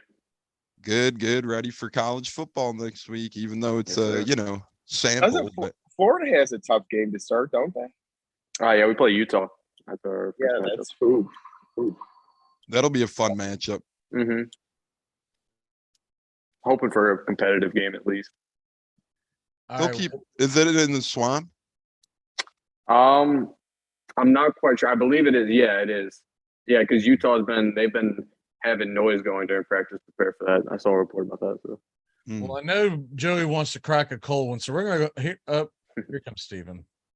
No, all good. I could wait a couple. Geez, I'm not that much of a degenerate. Well, I know, but I don't know if you had friends, staying there going, "What the hell are you doing?" Because I've been friends there. are in the basement.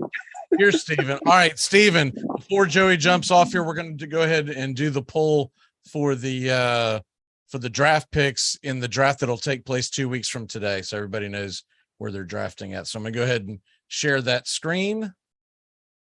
And this is the Trophy League. Yes. Randomize order now.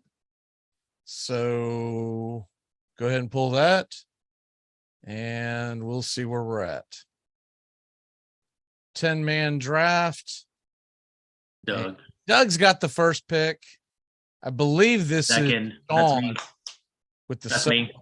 Tom third. This is me. I've got the fourth pick. Carr fifth. William sixth. Joey, you got the seventh pick. Yep. Tones, you have the 10th, and Bobby the 8th. And I don't know who is Country Roads. Probably Sean. I thought he was Jake. No, that's me. I'm second pick. Oh, you're second. Okay. I thought I already said your name. All right. Well, congratulations. All right. Pick 7. Here we go. Awesome. Congratulations on getting Jonathan Taylor, because Doug's gonna go out and grab freaking Devontae Adams. Okay. Hey, good for you, Trosh. I love it. Yeah, I'm thrilled if Doug's actually going to go Devontae Adams. Nah, I doubt it, man. But he is a big Raiders fan. Nothing would shock me. There's supposedly a way to put this in the chat, and I don't see it. I might have to do this later. You had to go up top. Should see the message board on the league page. Yeah. Oh, there. Okay, they moved it. It used to be right in the center. Mm-hmm. Bastards. And I can't tell you how much fun I've had with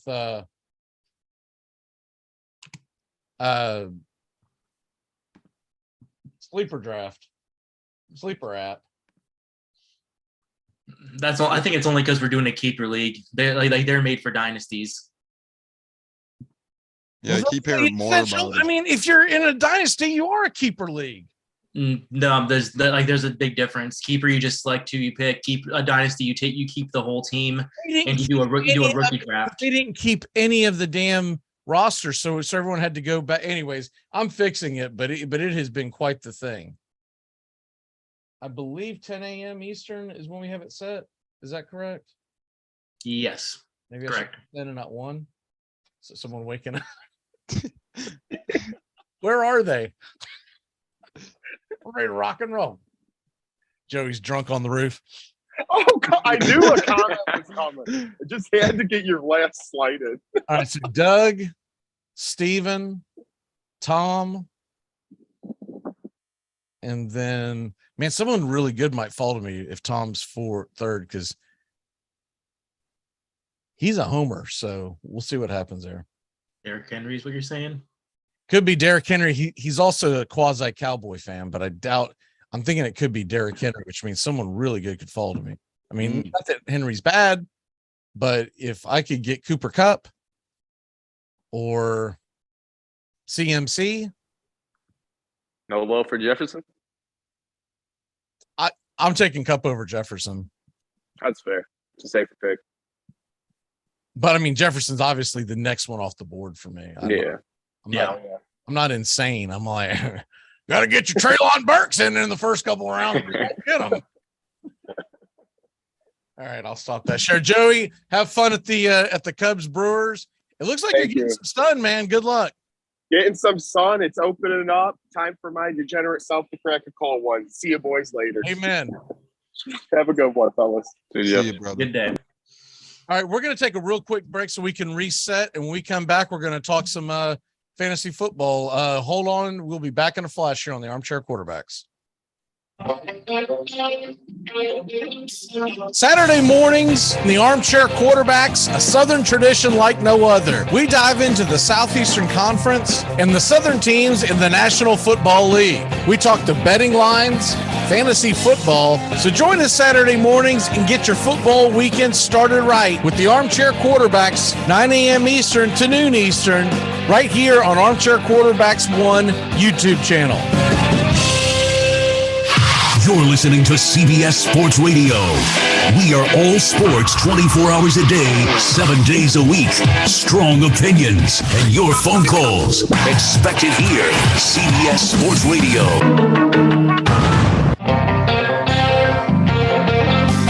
Hey, football fans, the Armchair Quarterback Show is back Saturday mornings, 9 a.m. to noon Eastern. A 3-hour wake-up show that'll cover it all. College football, the NFL, fantasy football, and Major League Baseball. It's the Armchair Quarterback Show, 9 a.m. Eastern to noon Eastern, Saturday mornings, right here on the Armchair Quarterbacks 1 YouTube channel. The Glory Hole Theme Park. Glory Hole, strangers become friends. Glory Hole. We all like speaking rodents to entertain and educate our kids. And now with Jerry Gerbil, the kids have someone they can really relate to. Go on, kids, have fun. I know it's safe. Glory Hole. Glory Hole Theme Park. Open every day till 3 a.m. Come live the mystery.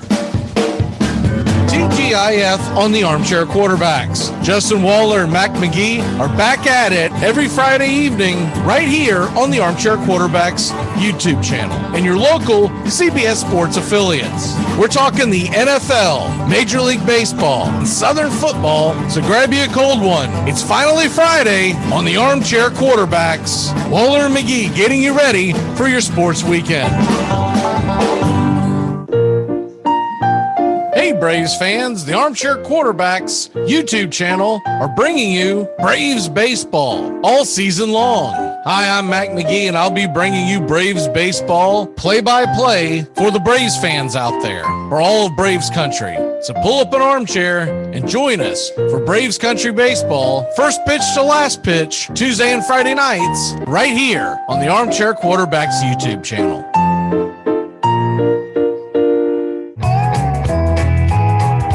Join the Armchair Quarterback Show for its 9th season. And this year, we're doing it all in one show. Saturday mornings, 9 a.m. Eastern to noon Eastern, we'll be talking college football, the SEC, the Big Ten, other big games of the day. We'll be diving into the National Football League, focusing on the Southern football teams and all the big matchups throughout the land. And doing it while covering the point spreads, the over-unders, the prop bets, fantasy football. We'll tell you who to start and who to sit. And everybody's favorite, the stupid underdog picks. And we'll cover Major League Baseball all the way through October and beyond. It's the Armchair Quarterback Show, 9 a.m. Eastern to noon Eastern, Saturday mornings on Armchair Quarterbacks 1 YouTube channel.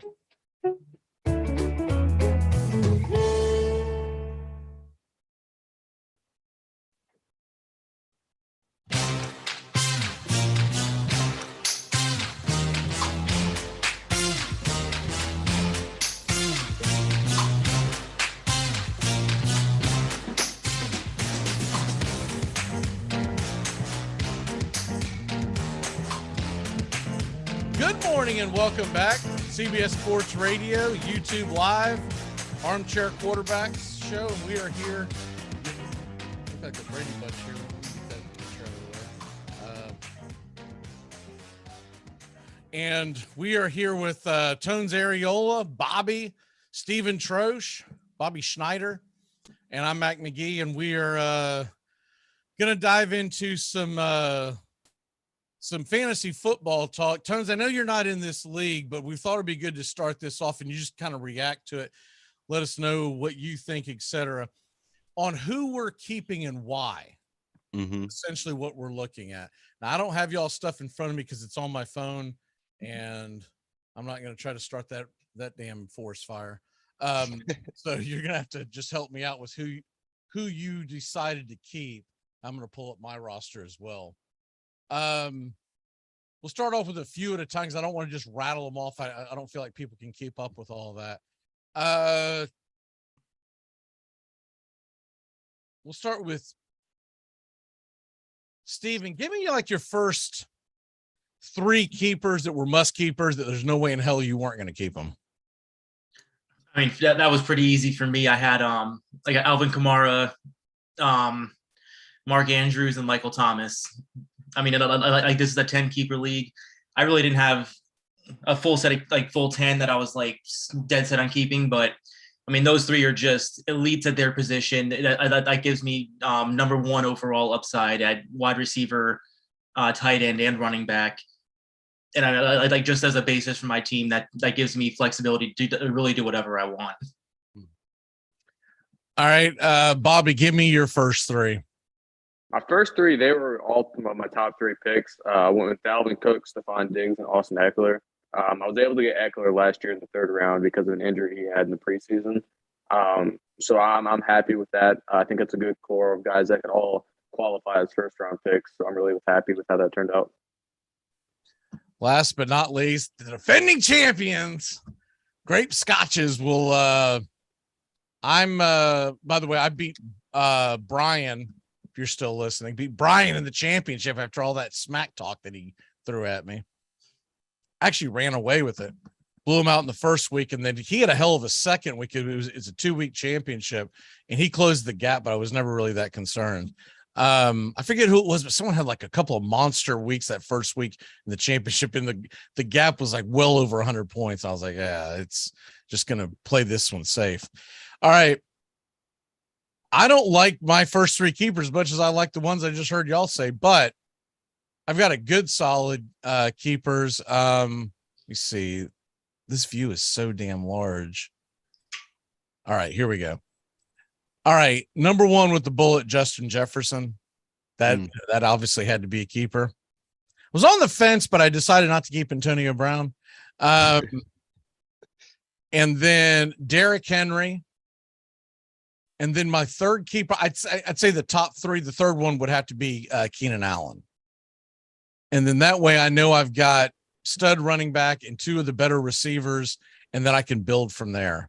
Because I don't know about y'all, but when I was doing my keepers, I was looking at how close can I come to a starting lineup, and then just everything else I'm drafting is just out of need. Now, obviously, if I had 6 really good receivers, I'm not letting any of them go, and I'll just figure out the rest. But you have to figure most people are keeping 10. There are some that decided not to.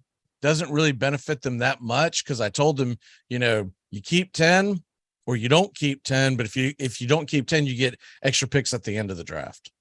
And so in theory, I guess it helps you out a little bit if you're like, I don't have 10 I want to keep, but I'll just pick from what's there at the end of the draft before the free agency hits, right? But like those are at the end of the draft. I thought those were at the you get to do those at the beginning. No, because when we went back and forth on that last year, essentially what we came up with was this is a true dynasty league. So if you don't want to keep them, that's fine. You can kick them out.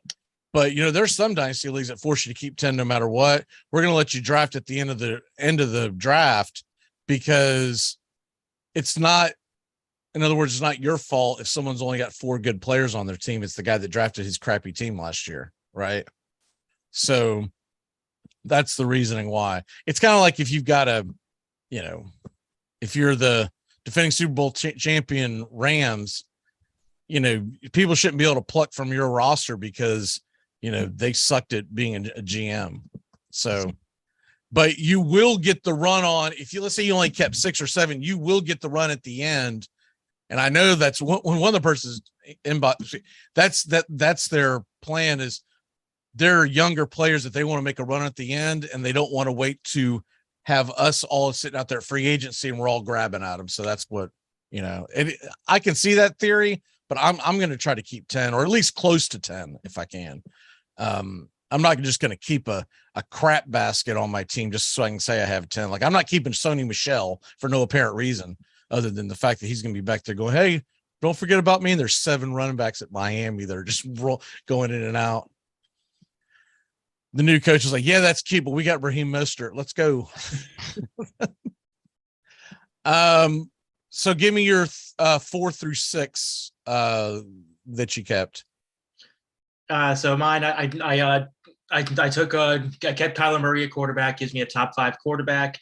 Don't have to worry about that in the draft or even free agency. And then I picked my second running back. I got DeAndre Swift. I love that upside there. I'm not sure if he'll get that full like 3 down usage that people are hoping for, but that upside is off the charts. And then just from my other receiver, I really should have put him in the first group, but I got Jamar Chase. I mean, that's a pretty obvious keep. I like and then I decided just to keep Jamar Chase. Right. Yeah. It's like, oh, Michael Thomas hasn't played in a couple of years. We'll name him first. Oh, by the way, I got Jamar Chase. The 3rd ranked receiver, I mean, I've got some at the bottom of mine that I'm like, I don't know, man. I thought about just going rogue, but I kept some. What about you, Bobby? Give me your next. My next 3, I'll go with T. Higgins. I was able to get him in round 8 last year, which I think was really good value. So I'm keeping him. Another guy I got late was Cam Akers because he was injured. I prepared for this. So I'll have him going into next year. And then my starting quarterback will be Lamar. I got him about mid-round last year. I got him for a decent pick, but I'd like to have that quarterback position locked down. So I'm taking him with me. All right. So my next sorry, I'm sharing this in a tweet promoting the show. Earlier in the show, Steven, you probably weren't watching, but we were talking about college football, and we were talking about the big boys like Notre Dame as far as being like, an iconic brand. And Ryan got flustered and fired off with everyone watches Miami no matter what our ratings are. Oh no, I'm a Hurricanes fan, and no. But the way he worded it, I don't care what they say the ratings are. Everybody's watching. It's like what was the chick that just got canceled on TBS, Samantha Bee, and be like, oh yeah, I don't care what you say, man. My everybody's watching me. Don't pay attention to the Nielsen ratings. Everybody's paying attention to me. All right, so the next 3. I'm going to kind of compartmentalize this so I can explain what I did. I kept Chubb and I kept Kareem Hunt because it gives me the 1-2 punch. And then to go off that, I went ahead and kept Rashad Penny. And then that kind of locks up my backfield.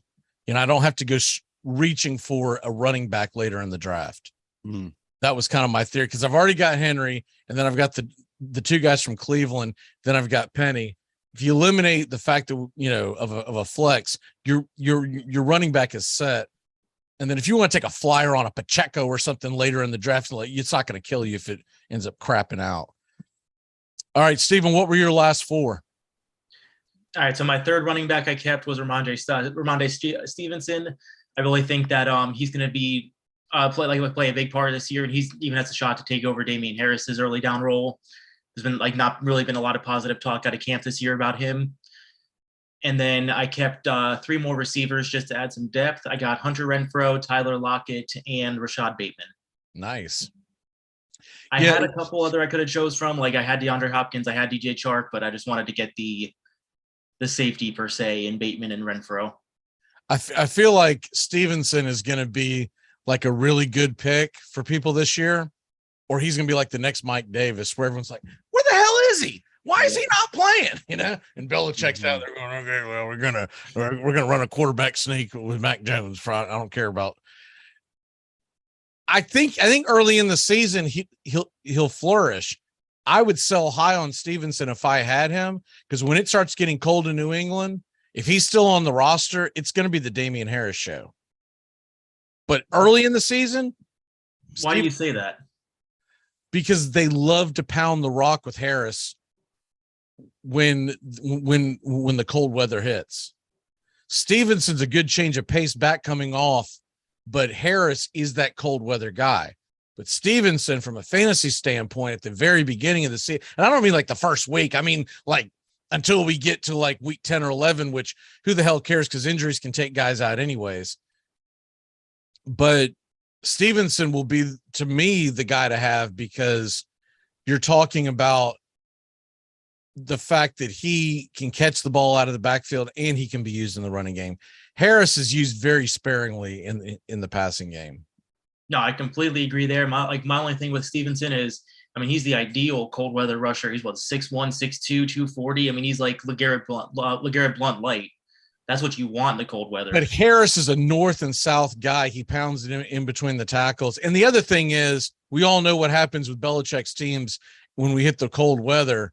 They get very conservative, and you may not want any of their damn running backs, because you might just get like 10 carries here, 10 carries there. They both ended up with like 40 yards, and they won the game, but it was 10-7. And the one touchdown was a play action pass to some tight end that's not named Hunter Henry. And you're like, what the? He did it to me again. So I'm always very skeptical of getting anyone New England, but I do like the upside of Stevenson this year. I'm not going to lie on that. I've actually taken some of the best balls recently. Bobby, what are your last four? My last four, my tight end, I got Darren Waller going into next year. And then some depth at running back, I'll have David Montgomery. And then wide receiver, Brandon Ayuk. And then to round out the team, I got a backup quarterback in Trey Lance. I might hang on to him. I might use him as trade value. But it was either That's him going or to be hard to Michael keep Trey Lance since he's on my roster. Is he? Yep. Maybe I misread it. Maybe then you did. I guess I don't know who my backup quarterback is. Then I guess I'll either have a blank spot or Michael Carter going into next year. It'll be one of those two. Just look, if you need me to send you your team, I think all you got to do is go into last year's league, go into settings, and then like the seasons in there. So you can go under settings and you'll see like the previous year at the bottom right. It's the bottom option on the right hand side. Yeah. So while you're looking at that, I'll give you my last four. I didn't look at everyone's keepers because I was busy with the game last night, but I definitely would have shot you a text if I would have seen that. So I've got four more and kept Dak Prescott, Trey Lance, obviously. So I'm kind of set at quarterback. And then I kept AJ Dillon. And who was my last one? I was on the fence about this, but I went ahead and kept a tight end so I didn't have to go reaching for one. I'm keeping Goddard. Okay. I believe Lance was on my team. I just looked at it. I think Fields was in your slot. Lance was in mine. On the column, mine lines up. I'm looking at last year's draft. I mean, last year's roster, the end of the year roster, and he is sitting on my team. Because I roster or draft? I wouldn't have been able to keep it. Is it roster or draft? Roster. Roster. You Okay. have to drop them 3 weeks later. You don't get to keep them. Okay. I can. Well then, yeah I can probably pull yours up. I'll take Watson, I guess, into my next year's second team. after this, and I'll see if I can pull it up and we can figure it out. All right. Because it wouldn't let me. Because the teams that were kept in, because what was it, Steven? Like 4 teams, the rosters flipped over, and 4 teams they didn't. They wouldn't have let me keep it if he wasn't sitting on my roster. Yep, Trey Lance is not on your roster, Bobby. Gotcha. You can see his roster now. Yeah. Okay. Because you go into league settings, and then what is it? Is it draft settings, division set? It's something. You just like league settings, and at the bottom right, you'll see previous seasons. Okay, maybe I've this thing minimized. Wait, Bobby, who'd you keep with Higgins and Lamar? It was Higgins, Lamar, Waller, and then my last one was going to be Lance until I realized I didn't have him. Gotcha. Your team was Arizona something? Yeah, Arizona Cards. Yeah. Yes. Did you keep Eli Mitchell? I didn't, no. But I'll keep him then. This is what I have as your team. This is Arizona. You might want to write this down and then send me, because I don't remember you saying all these names. So write this down so that you can get back to me like maybe an hour or so after the show, because I'm planning on putting this in today. You've got Lamar Jackson, Eli Mitchell, Eckler, Brandon Ayuk, Stephon Diggs, Freiermuth, Jamal Williams, David Montgomery. I don't think you want to keep a defense, but you got the Rams. Nah. You don't want to keep Tannehill, but you've got Dalvin Cook, Michael Carter, Robbie Anderson, Myers from New England, the wide receiver, Jacoby Myers, T. Higgins, Darren Waller, and the Carolina defense. Gotcha. Yeah, I'll get you a new top 10 then. Okay.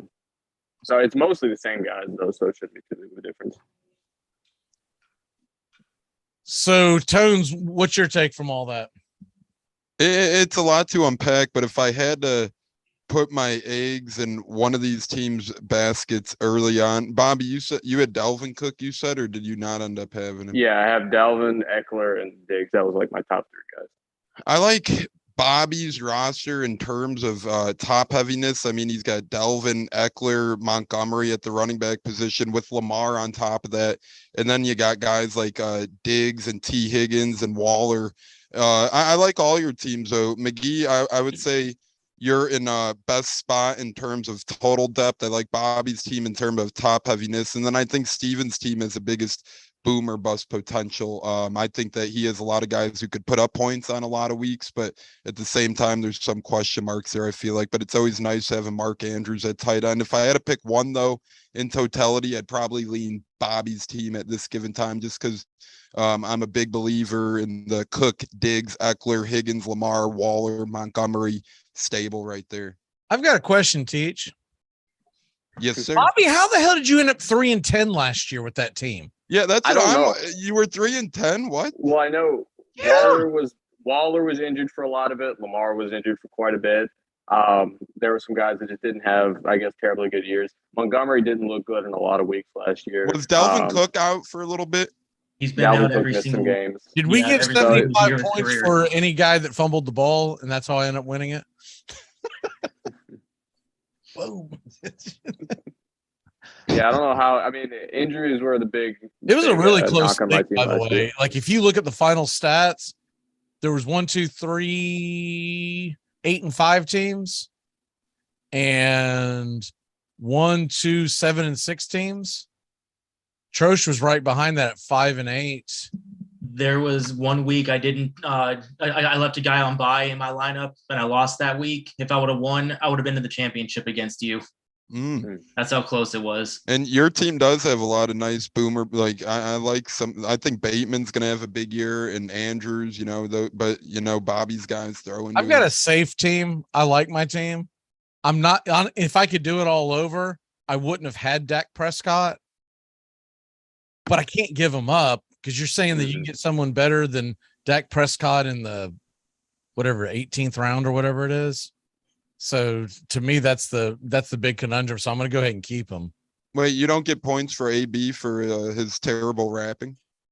Not until he. I like that meme that I shared yesterday. I forget where I saw it originally, but the thing that popped up with AB in the Packers jersey, it says Antonio Brown has agreed to a 2-year deal with the Green Bay Packers.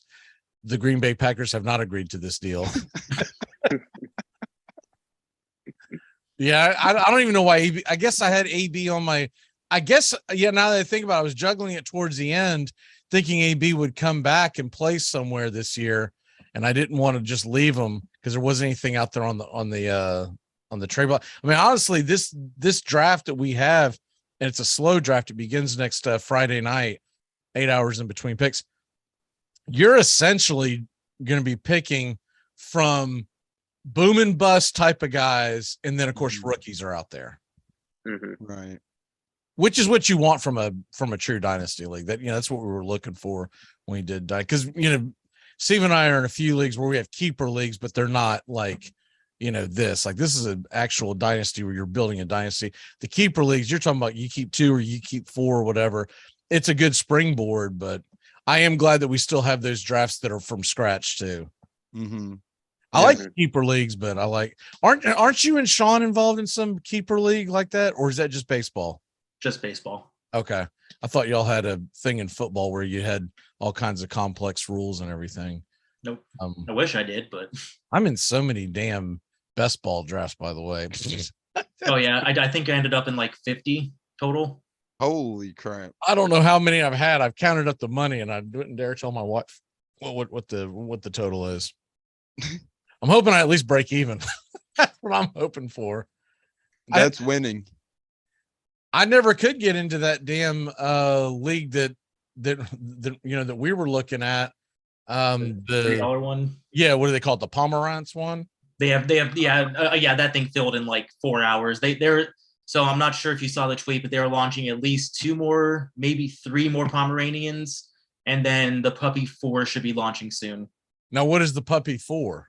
It's the same thing. Like the puppy's the $5 contest, Pomeranian's the $3 tournament, and they kind of go there. Like the Great Dane is their $1,000, the Mastiff's $2,500. So that's kind of cool. Oh yeah, I'm starting to really love Underdog. I downloaded the app. I just need mini. I need to learn it a little bit. Yeah, I mean, I think the ADP is really the one. We've got an Underdog league that's going to happen with us too. I can't remember who all I've reached out to about that. I know. I think I'm in. I said I just have to join still, unless you're filled. But I think I said no. I haven't created the league yet. I was waiting for everyone to get in, but we need to do it soon. That's for sure. So if you can get signed up today, I'll create that league. Okay, I'll make sure I take an advancement in Underdog today. Okay. Because like I said, all you have to do is sign up and then I think we're going to do $25 on ours. So just make sure there's 25 in your deposit account so that we can get signed up and do that. But it's going to be a long draft. It's going to be 8 hours per. So you have time to, you don't have to stop what you're doing. You can draft whenever. That's fun. Yeah. Fun stuff. Looking forward to that. Bobby, did you say you were doing that one? I gotta go back. I may have. I'm not sure. I'll have to check. Do you want to do it? Probably. Is it a best ball league? Yeah. I'm not big on best ball, so I'm probably going to pass on that one. Okay. But I know fantasy, I'm down for those. I know Joey already put $25 into his app for that stuff, so you could count him in. I know Forbes is doing it. Steven, me, a couple other people that I don't know why I'm naming names that nobody knows who Forbes is, but he's been on the show in 2 years. I hear his name like once a month, and it's like, blast from the past. See, now what are they doing here? I'm looking at so we're trying to set up a Yahoo league. I don't know how that's going to work. If you try to hit the draft your team, that's going to put you in a random league. Is there a way to maybe go to ESPN? Are y'all involved in ESPN fantasy at all? Fortunately. Yeah, I have the ESPN app. Yeah, I do ESPN as well. Okay. Tones, if you want to hang out, you're more than welcome. We're going to do a fantasy football, just a free, just a draft. We're going to just go into it on ESPN. Yeah, on ESPN, because I guess I could do a. Yeah, screw it. I already said ESPN, so let's just do ESPN. I'm gonna try to screw everyone up. And fantasy football. Not that I expect anyone to keep up with this league, but I want to do a real league so that the people we're going against don't bail after the third pick. Mm-hmm. So if you don't want to keep with the league, I'm not going to bring up this league all year long, but I am going to try to find here fantasy football sign up, join. Are y'all on ESPN Plus at all, or is that No. Okay. So join public league if you're on that page. Mm-hmm. And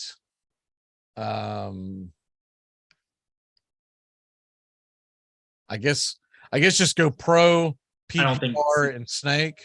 I don't think it's going to put us in the same one. We can try though. Oh, it's not. I have no idea. I'm just guessing, but I mean, like let's click it and see what happens. All right, everyone, click. See where we're at. Oh, I've got it. Making me log in, of course. Pro PPR snake. I don't see any of y'all. Nope. This sucks. I'm leaving. Yeah. I'm with Roy Sims and Isaiah Jefferson. I'm leaving. All right. So I guess that means the smartest thing to do would be to where's there a mock draft at? Go back to Fantasy Football Home and should be on the top. Mock draft lobby. Oh, okay. I see. Okay. This makes more sense. Pick one. Starts at 11:05 is too quick. 10 team 11:05 7. Oh yeah, that's too quick. They're all 11:05. Just You good see to scroll pretty 11, far 10, down below expert 10. Shoot, these things are filling up quick. There's one here. You see here. 11 just open for 11, 10. 11, 10. I see one beginner 10 team H2H points mock salary cap. Salary cap isn't that where that's where you auction. Like, bid on players, yeah. It's all no. Salary cap is auction. Yeah, salary cap. Oh, it is salary cap, my bad. Snake expert H2H mock. You see that 11, 10? There's like 20 of those, Dave. You got to be more specific. The second 10 team at the top. Well, no. What if I do this? Beginner mock? You go down a little bit. Yeah, there's like share your screen so we know what we're looking at.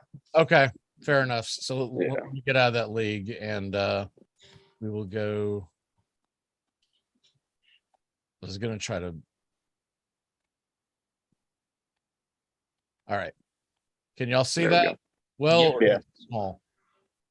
That's good. It's good. Okay, so we're shooting for 11-10, not salary cap because it take too long. There's one. You see us here, expert H2H points per. How many teams? 8. It says 8. 8 PPR. Damn, that thing keeps moving. Yeah. Well, shit. Yeah, I'm looking at the screen for that one. You see it? Because it keeps moving. It just filled up. I got the one you're looking at. There's nobody in there. There's 8. I see one guy in the league. I'm looking at. Now there's 2. Is that the expert one you said? Yeah. It says beginner 8 team H2H points mock waiting room. I don't see a number on I don't see like a league number on it. I'm the only person in this league right now. There's still 3 minutes before. Yeah, I was looking at that one and then I clicked on one with the same name and it just disappeared. Well, jump in. You still got over 2 minutes. There's nobody in this one. 8. It's an 8-man, and it says beginner 8 team H2H points mock waiting room, and it's 11. Well, it says waiting room because you're the only one in there. Huh? It says waiting room because you're in it. Yeah, I know. It's yeah. Sorry, but yeah, 8 beginner. Finally got it. I got it. Okay, there's Trosh. I'm looking for it. There's like. Thank you. Go a little bit farther down. Okay. What's it? Beginner 18, and I can't find it for some reason. It's a little bit far. Like you just got to click through all of them, and it would be 11:10 a.m. It's probably showing up at 10:10 a.m. on your side. There's still 2 of 8. Yeah. Oh, I see it. There's Bob. Is that no? That's not me. I joined. Man, I'm still. There's Areola. So there's Bobby. Team Bob just left, so it's not. Let's see. I'm looking for Bobby. It's called something different when you're trying to join. It's like This is beginner eight team H2H. That's what PPR or non-PPR. It's 11:10 a.m. and it's it's an 8 team. There's half of them full. It should be pretty easy to find. There it is. Are we still the only 2 in here? There we go. Team Schneider. No, there's 4 plus some guy named Holter. 5. It's almost. There we go. One more and we start. All right. Awesome. Well, that's a lot more confusing than Yahoo. Well, because it jumps. It keeps jumping like it won't stay. Like they should just let it fill and then recycle it. After you refresh your page, it just keeps jumping, so it's hard to grab it. Yeah, there were so many leagues that had the same name, and I was just scrolling through all of them looking for it.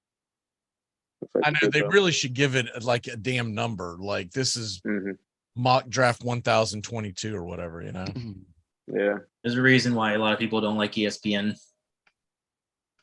It used to do the numbers stuff way back in the day. I remember like give a city and a number of the league, and now it's all confusing.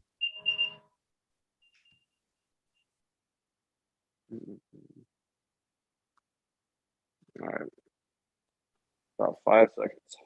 We'll start. So is the pick order already determined on the side? Is that what that is? What's that? Is that the pick order on the side? I guess we'll see in a sec. It says draft. Let me actually go into the. Yeah. Okay. So I got a feeling this is going to be too small, so I need to go out of the share. Yeah, that's what I'll do. I'm going to go out of the share, and then I'm going to go back in and just share a portion of the screen because that turns into a nightmare. People trying to follow this at home.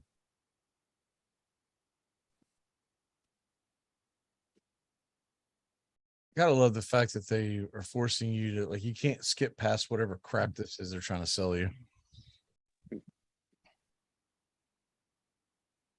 Okay.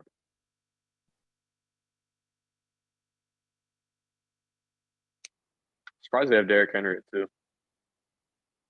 Redraft ADP is so much different than best ball. So seeing this, my mind is like, huh? But no, if we're talking redraft, I still think there's a case for Derrick Henry being number 1 overall over Taylor.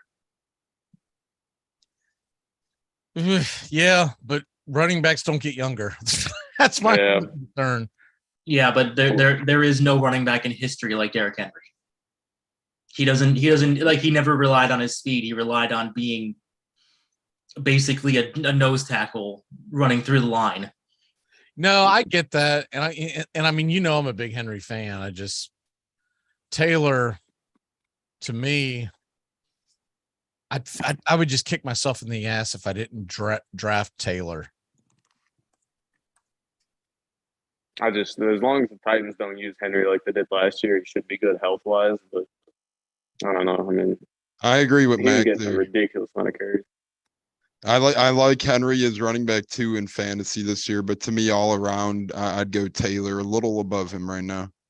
Is it better if I just share it like that, so you can see the guys going as they go? Sure. Is that a pretty good view on y'all's end? Yeah, that's cool. Okay. If I go, I don't know why Eckler is so low. Too small. What's that? I don't know why Eckler is so low in fantasy. I think a lot like Spiller, I heard. Nah. Yeah, but he's still clear cut number 1. Yeah, I know, but now there's a couple more. Instead of just Kelly, there will be a couple running backs that eat in. I agree. I still like Eckler, but I see where some people are coming from. This is the first time he's had a couple backs kind of threatening his takes, I guess, and they probably want to keep him healthy. Yeah, but it the one thing that drives me crazy is that the most common take I've seen for passing on Eckler. Come on, Dave. The sound on this. Here we go. Do it to me every time. All right, sorry about that. But no, basically, the main argument I see for people passing on Eckler is that they don't believe he can repeat those 20 touchdowns. Jonathan Taylor got 20 touchdowns last year. Why is that argument not the same for him? Because the Chargers have a lot more weapons on offense than the Colts, probably is people's mindset. I think it's also everyone believes that Taylor's a bruiser and Eckler's a finesse runner. And I think that's where I don't think he's going to fall off that much, right? I mean, I agree. I think Taylor might have as much of a decrease. I mean, they've said that they're gonna. I mean, I think they've said that they're gonna get him less touches. He's not gonna lead the league in touches next year. What they said. People are just man, they're in love with the damn with Matt Ryan going to Indianapolis. It's not letting me in this draft. I'm still stuck on the ad. It says draft starts in 40 seconds. Yeah, well, where are you? You're 30. You're 33 seconds. You're on the clock. I know. Every pick it refreshes the ad. Try refreshing. Don't refresh. Just eat it through the ad. You're gonna get. You're gonna. No, I did. As soon as it came on the clock, it added 40 seconds to me to the ad. Right. Oh, no. So just eat through it. I'm sure that's in their thing that you have to. Damn, Trosh, pick a pick. What's the problem? Cooper Kupp it is. Say it's not a bad pick at 4 again. Yeah, not a bad contemplation prize. It's not letting me in. It just started that ad clock over again. And I know exactly who I'm not picking. I'm not picking McCaffrey. I would not have wanted possibly the Cooper wide Kupp. receiver 1 this year. I think Jefferson has a good shot of being wide receiver 1 this year. Fantasy. Damn. I'm gonna risk it for the biscuit. I normally don't get a chance at McCaffrey. So I'm going to go with McCaffrey for once. I never get him. We'll see if he can stay healthy. All right. This is an 8-man draft. So I don't mind taking a chance on Chase at the beginning and then worry about my running backs later. Well, you'll get one of Mixon or Dalvin. Exactly. I'm not even concerned about it. Team Vandy just went. So I'm going to get, you know what? I'll stick with the same team. I'll take Mixon and Chase. And at this point, you look around. I don't really like any of the receivers left at this point. I'm gonna just go running back heavy. I'm gonna have McCaffrey and Kamara, some Bucks rivals in my backfield. Stolen. I could go double up on receiver here, but that was leaving a bad spot. You know what? I'm gonna do it. It's a mock draft. I'm gonna get 2 top 5 receivers in fantasy, no question. And that's the beauty of a mock. I see Tony's popped into the chat. Hello, Tony. I haven't seen you in a while. I wonder if Tony saw this. If he did not see it, I got to get his reaction. Oh, I'm gonna go Leonard Fournette here. I absolutely hated taking Cooper Kupp in the first round. I am pretty anti-receiver this year in the first round, and you couldn't pay me enough to draft Cooper Kupp as the first receiver off the board. Yeah, he was great last year, but with all the arm issues Stafford's going through, they have more talent there. Behind him, it's gonna be so hard for him to repeat what he did last year. Yeah, that is very true, Trosh. I agree with you there, but it's going to be hard for him to replicate, no doubt. I mean, I'm not saying he's gonna have a bad season. It's just no. I know exactly what you're saying. He's still going to be elite, but you can't think of it as one of those generational type seasons that we see every 10 years. Yeah, I mean, to me, I'm just treating it as I'm not spending a first round I'm not spending that number 4 pick drafting a Kupp at his ceiling. So I shot the quote to Tony in the chat of what Brian said earlier, and Tony's reaction was, "Everyone hate watches Miami." He's a Gator fan. Yes, of course. They hate. At least they watch Miami. We hate ignore the Gators. I don't know how accurate that is, but it is funny. All right, so it's coming back to me eventually. Okay, here we go. I haven't gotten auto picked while I've been over here tweeting how it. No, okay. I still have Mixon and Chase. A lot of backs, eggs in that damn. CeeDee Lamb was my pick, so I'm gonna. People still on board. Wow, these are just. Did any of y'all watch the? What did you get? I went Saquon. Everyone I'm staring at on the screen is I don't like that AEP. I think Saquon's gonna finish above all of them. I like Debo and Tyreek here, but I've already doubled up on receivers, so I just got to bite and go with Swift. I like Swift in round 3, though. I'm fine with that. Late round 3, I thought. I don't have a wide receipt. I don't have a wide out yet, so I'm gonna go with Debo just in pure, I mean. Hey, keep screwing me. You keep taking That's my good guy. value. Oh my God. Yeah, that's Debo what I'm in late saying. round 3. Hey, Tannehill's still there. I'm gonna go Tyreek Hill. He gives me 2 explosive wide receivers with Mixon, Chase, and Hill. I was thinking about going Tyreek Hill.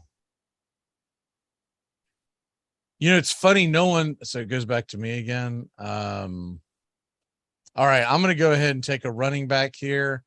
And I know a lot of people have the same thing about the regression on James Conner, but I think he's going to have a good season. So I'll go ahead and take him. I got Conner, Mixon, Chase, and Hill. I don't really want to take a QB yet. I think it's still a little too early for me.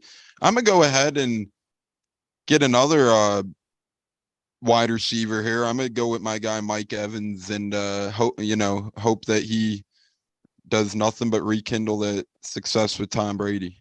I like how he tried to delay it, like he was thinking about not taking Mike Evans. No, I was really thinking about Keenan Allen or Aaron that in your Jones. queue, man. You ain't got a lot of us.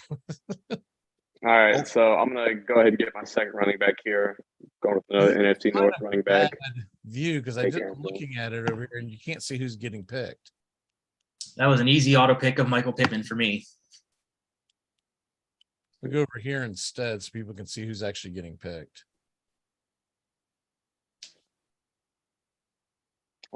Pittman should have a beast year. I mean, besides him and Pierce, Indy really has no receiving threats.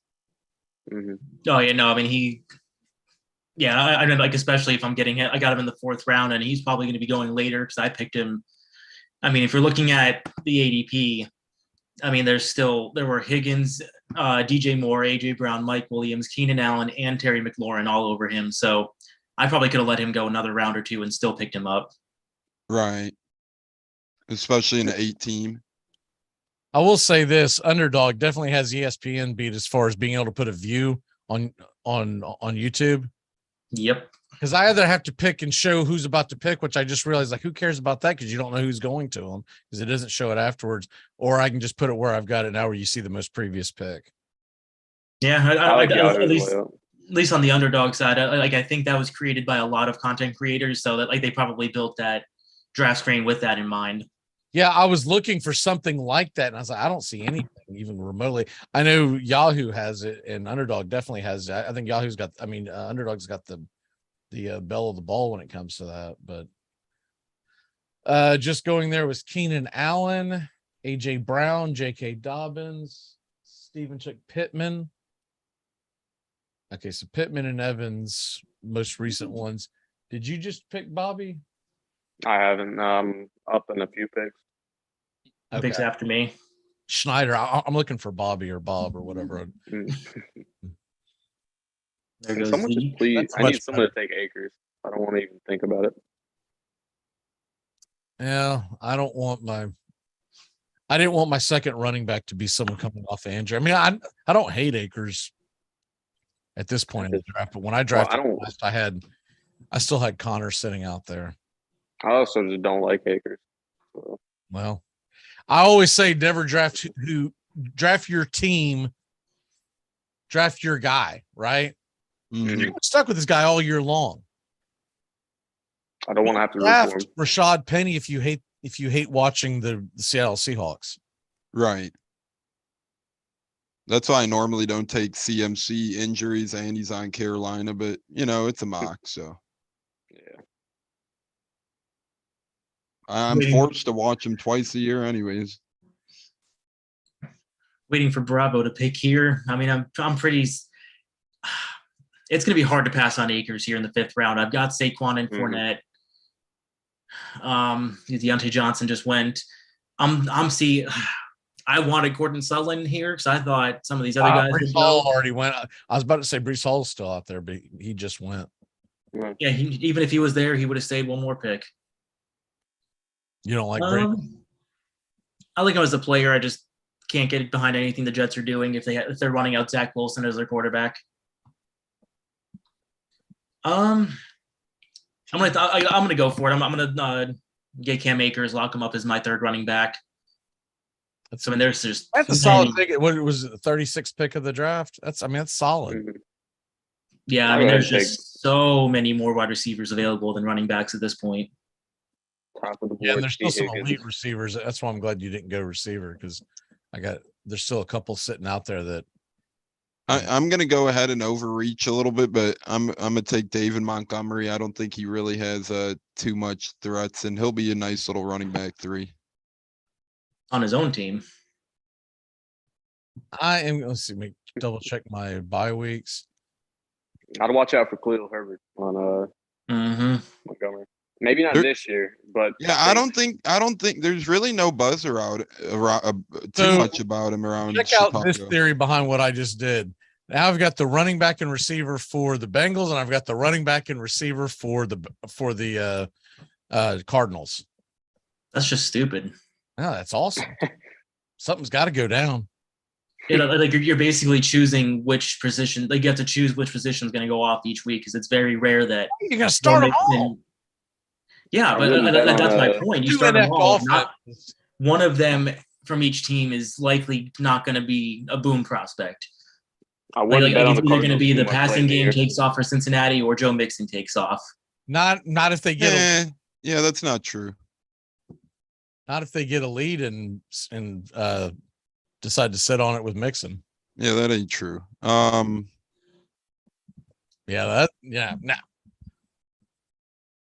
I'm gonna go with. And I got Waddle as my backup receiver, so. Yeah, you're really going for it. So I got Waddle and Hill. Now that part could screw me, because you got to decide who you're going to start each week, but you're also cleared as far as injuries go. I'm gonna go with Kittle. And in non-best ball, I try to stay away from the quarterbacks till much later in the draft. I agree. I'm gonna go with Kittle. I was between him and Waller. Not too many top-heavy tight ends out there, so might as well grab one. And some of these teams are drafting, so kickers and defense are about to go off the board. I'm good at running back and receiver. I'm gonna go ahead and draft quarterback 1 here. I know it's a little bit early. I normally don't draft quarterbacks early, but since it's only 18 and I'm already loaded at every other position, other than tight end, I guess, I'll go ahead and take quarterback 1. So that was a good choice by me to wait on Cortland Sutton, because I got him here. There you go. I'm happy with my receivers. I'll probably. I mean, Sutton or I saw a big debate go on that the other day. About who, McGee? Sutton or Judy in the Denver offense. There's a big debate. There was a big debate on ESPN the other day when they were doing their draft, their Tuesday night draft. They were both, for whatever reason, Mike Clay believes that it's Judy, and then I watched NBC's Matthew Berry's new show, and he believes it's Sutton. I think Judy will be more boom or bust, but Sutton will bring more consistency week to week to the table.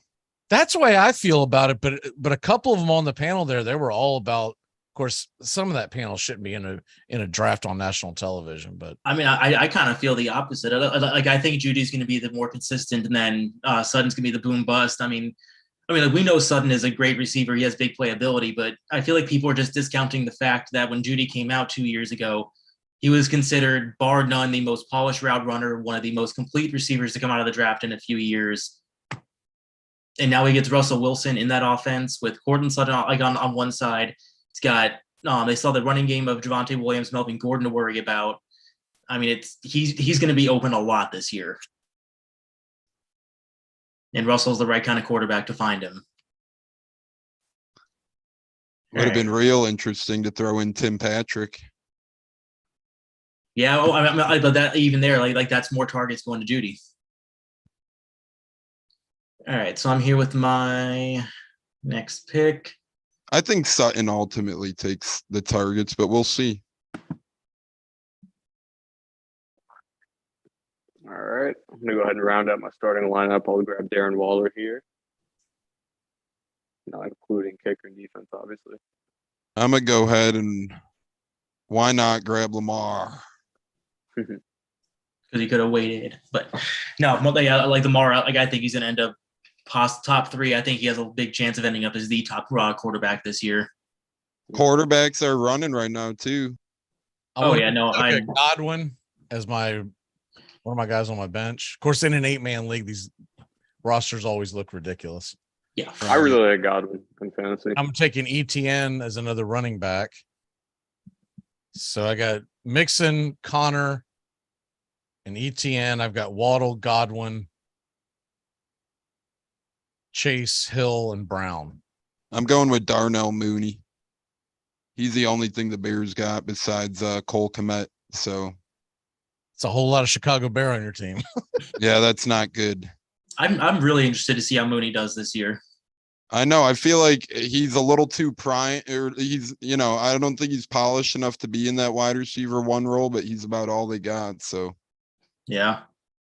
Normally, I'd take Allen Robinson here, but since it's a mock, I guess I'll go Amon-Ra. I think he's gonna have a solid year. I'm not as high on him as some people, but value-wise, I think I got him with a good pick. Have y'all been watching the Hard Knocks? No. Mm-hmm. It's not bad this year. I'm catching it in pieces because you stay so busy. I can't sit there for an entire hour, but I'll catch like 5-10 minutes here and there in the morning. Right. I haven't really watched it fully since the Bucks one. I caught bits and pieces of the Colts one, and the Lions is worth a watch. Dan Campbell alone makes it worth watching. It's not just him, but just some of the other players on there. I don't know.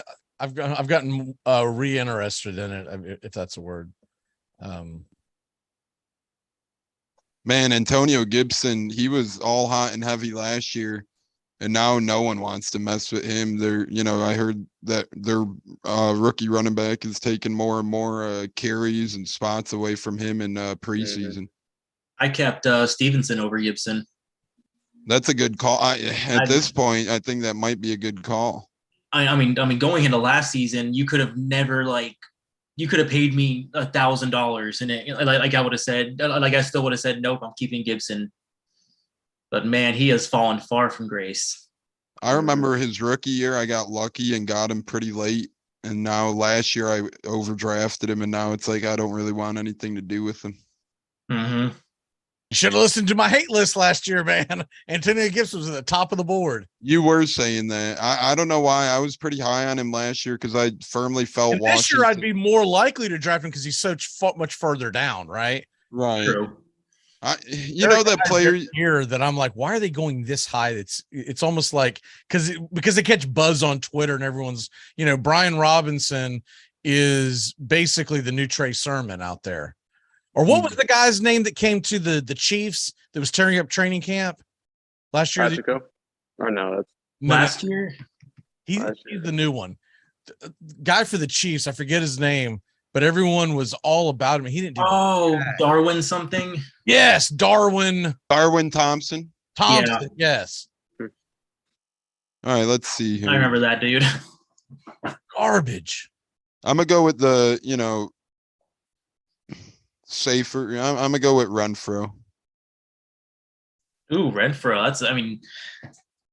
I'm only saying that's bold because you got Juju sitting there, looking like the number 1 receiver out in KC. Who? TikTok man. TikTok man, all you want. I think he's gonna put up big stats this year. He can play. Who's all right? I haven't gotten a tight end yet. I'd say it's a good time to grab Schultz. So my last 2 picks, I took a Hurts and Schultz. Hurts at quarterback, Schultz at tight end. Tones, you got a second chance. I didn't think Hurts was going to wait last to me. Well, the way I looked at it is that if I kept waiting, you still got Dak and Brady and Rodgers, Wilson and Burrow. I guess I could have waited one more turn to grab a quarterback, but the quarterback crop seems deeper this year. Right, it does, man. We just don't know what's going to happen when the ball, when the what do they say, when the shoe hits the leather? Toe hits leather. Yeah, everyone loves Trey Lance now. I'm keeping him. Ask me in week 3 what I think about it. I feel like a sinner for having every team's running back in the South besides Leonard Fournette.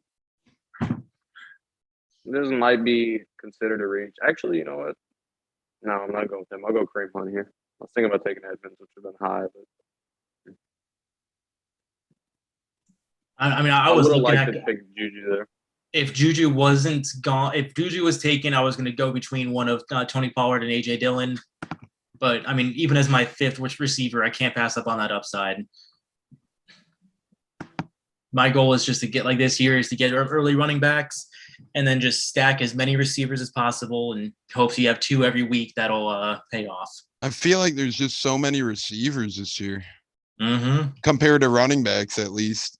That's part of the reason I was so mad that I got auto drafted Cooper Kupp. I mean, I don't. There's no need to draft him when you can get Juju in the 10th round. Right. Yeah. You could get a guy like Juju in the 10th, or would you rather have a guy like, Kareem Hunt versus, a Christian McCaffrey? It's like a night and day difference. Yeah.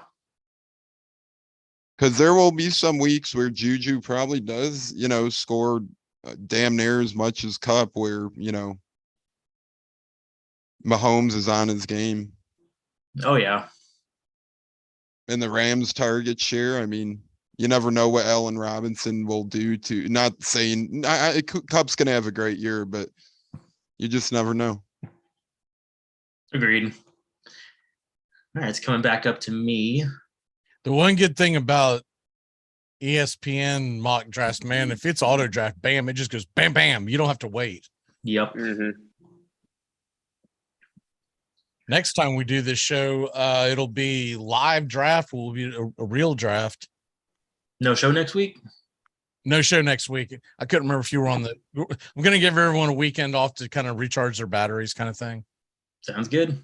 We'll be ready to roll. And of course, that's the big draft day. Stephen, later on that day, we'll have it. I think the first draft is 2:30. So I'll be yes. Well, I mean, 10 o'clock's the first one, but what's that? 10 o'clock's the first one, but no, I mean the first one after the show ends. Oh yeah, it's 2:30. I wanted to give everyone enough time to get over here, but at noon I got to jump up and start running around and get everything set up. We hope to have the TV hung up outside by then. And hopefully call it a reach if you want to. I'm going with Damian Pierce there. I think he's going to be running back 1 in that offense by week 4. It is not a reach. I had him like selected, then I changed my mind and went with Chase Edmonds only because I had Brandon Cooks already. He may not be a great running back by any means, but that running back core in Houston's terrible, and I think it wouldn't take much for him to take over. And if you're going to believe Twitter and everything, he looks like he's locked up that starting running back job. Tones, you're on the clock in case you haven't paid attention. I'm going with Tony Pollard. I feel like he's just going to eat into Zeke's running back share a little bit more year over year. So I'll grab AJ Dillon. Give me some running back depth. It's back on the clock. And I'm going to grab Goddard as my backup tight end. Because I've got hurt, so why the hell not? I'm between 2 former Penn Staters at tight end, Gesicki or Freiermuth here for my backup tight end. Freiermuth same bye week, so if we're playing by the books, I'm gonna go Gesicki just out of nature with different bye weeks, but I do like the upside to Freiermuth. I'm gonna go ahead and take my favorite rookie receiver here, Garrett Wilson. I think he's gonna have a solid year, good depth. Probably won't make the starting lineup though on this team. I was going to wait on quarterback, but I feel like if I do one more round, he's not going to be there. So I'm going to take Trey Lance. I like him this year. I didn't realize he was going so low. Like his ADP was so low on redraft. I mean, best ball, he's I think like 6th or 7th in ADP. So I mean, he's going at full. I mean, I know this is 18, but even on a 12 team, he's going 6th round, I think. You'd feel a lot better about him if they go ahead and trade Garoppolo, wouldn't you? I mean, you're just like, dude, get out of town. Well, I mean, they've already announced that Lance is the starter. He did, but he goes out there and struggles for the first month. Look out. Nah. Because Shanahan's is not going to sit there and just get his ass kicked all year long. Yeah, but it's like, do you want to get your ass kicked or I mean, even if they have Garoppolo, they may make the playoffs, but I mean, he's shown how many times now he's not the quarterback to get it done. Yeah, I've seen it many a time where the rookie goes in, gets benched, veteran comes in, does well, and even if he doesn't go for the rest of the year, he's in there for 6-7 weeks and it kills your fantasy team. We're actually possibly seeing that with Flacco. Apparently he's been like absolutely lighting up training camp. Team Holter just got you, Tones. They just grabbed Brady off the board. Yep. I'm circling someone else, so I was leaving them out there for you because I was thinking about grabbing my backup quarterback. And I was like, nah, I'll let Tones have him. that is kind of you, but not everyone thinks the same. I'm not saying I necessarily do this in real draft, but all right.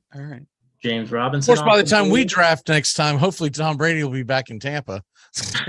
Yeah, you never know. You never know. Not on a sabbatical. There was a rumor, and it's just purely speculation, but someone said that he was filming the Masked Singer show, and that's why he was gone for. I saw that crap. 10 days or I whatever. do not buy that. I don't either, but it's funny to think about. Benjamin Albright. The rumor had some legs, and then Benjamin Albright says he has a source that says that rumor is false. Like I said, everything's a damn rumor. Most recent rumor now is his mom, sadly. So hopefully that's not true. Hopefully everyone's in good health and whatnot. So they're just drawing those conclusions because the Masked Singer's on Fox and he signed that deal with Fox. Correct. But he's not a clown. He's not gonna. I don't buy it. Funny to think about him like wearing a cupcake mask singing though. Not to mention, I don't think he's got a very good singing voice. I can't imagine him being a good singer. Probably not. I'm going with Frick. Same bye week, so got to pivot. I think he could have a decent year this year. Wasn't utilized much last year in his rookie season. Hoping for a bigger year. I'm going Kadarius Toney. I know he's a little banged up right now, but he's got a high ceiling. It's good value late. Yeah, boomer bust guy. Trade rumors of him this offseason, but I think he's just a really good, playmaker when he's on, man. I like him a lot when he's playing. Yeah. So I got Joe Burrow as my backup quarterback, which works well when you got Chase on the team. So I'm going to got one last pick before I have to go defense and tight end. And kicker. Well, yeah. Defense and kicker is what I meant to say. I'm going to go ahead and grab, I think Russell Gage will have a good. Okay. I like that. I'm going with Tucker. I only have one bench spot open left, so I'm going to, and that's backup quarterback. Didn't really like too many options right now, so. I'll go ahead and draft my defense. Get that out of the way, I guess. I only got one more bench spot, which is for a backup tight end, so. So I need to fill my tight end. See, Hunter Henry sitting there. Yeah, out of all the available tight end options left, he's got the most secure role week to week. Although I think I'm going to end up with a lot of Hayden Hurst and Austin Hooper this year. Here go the defenses. Beat everybody to the punch. Well, mostly because it literally will not let me draft anybody else.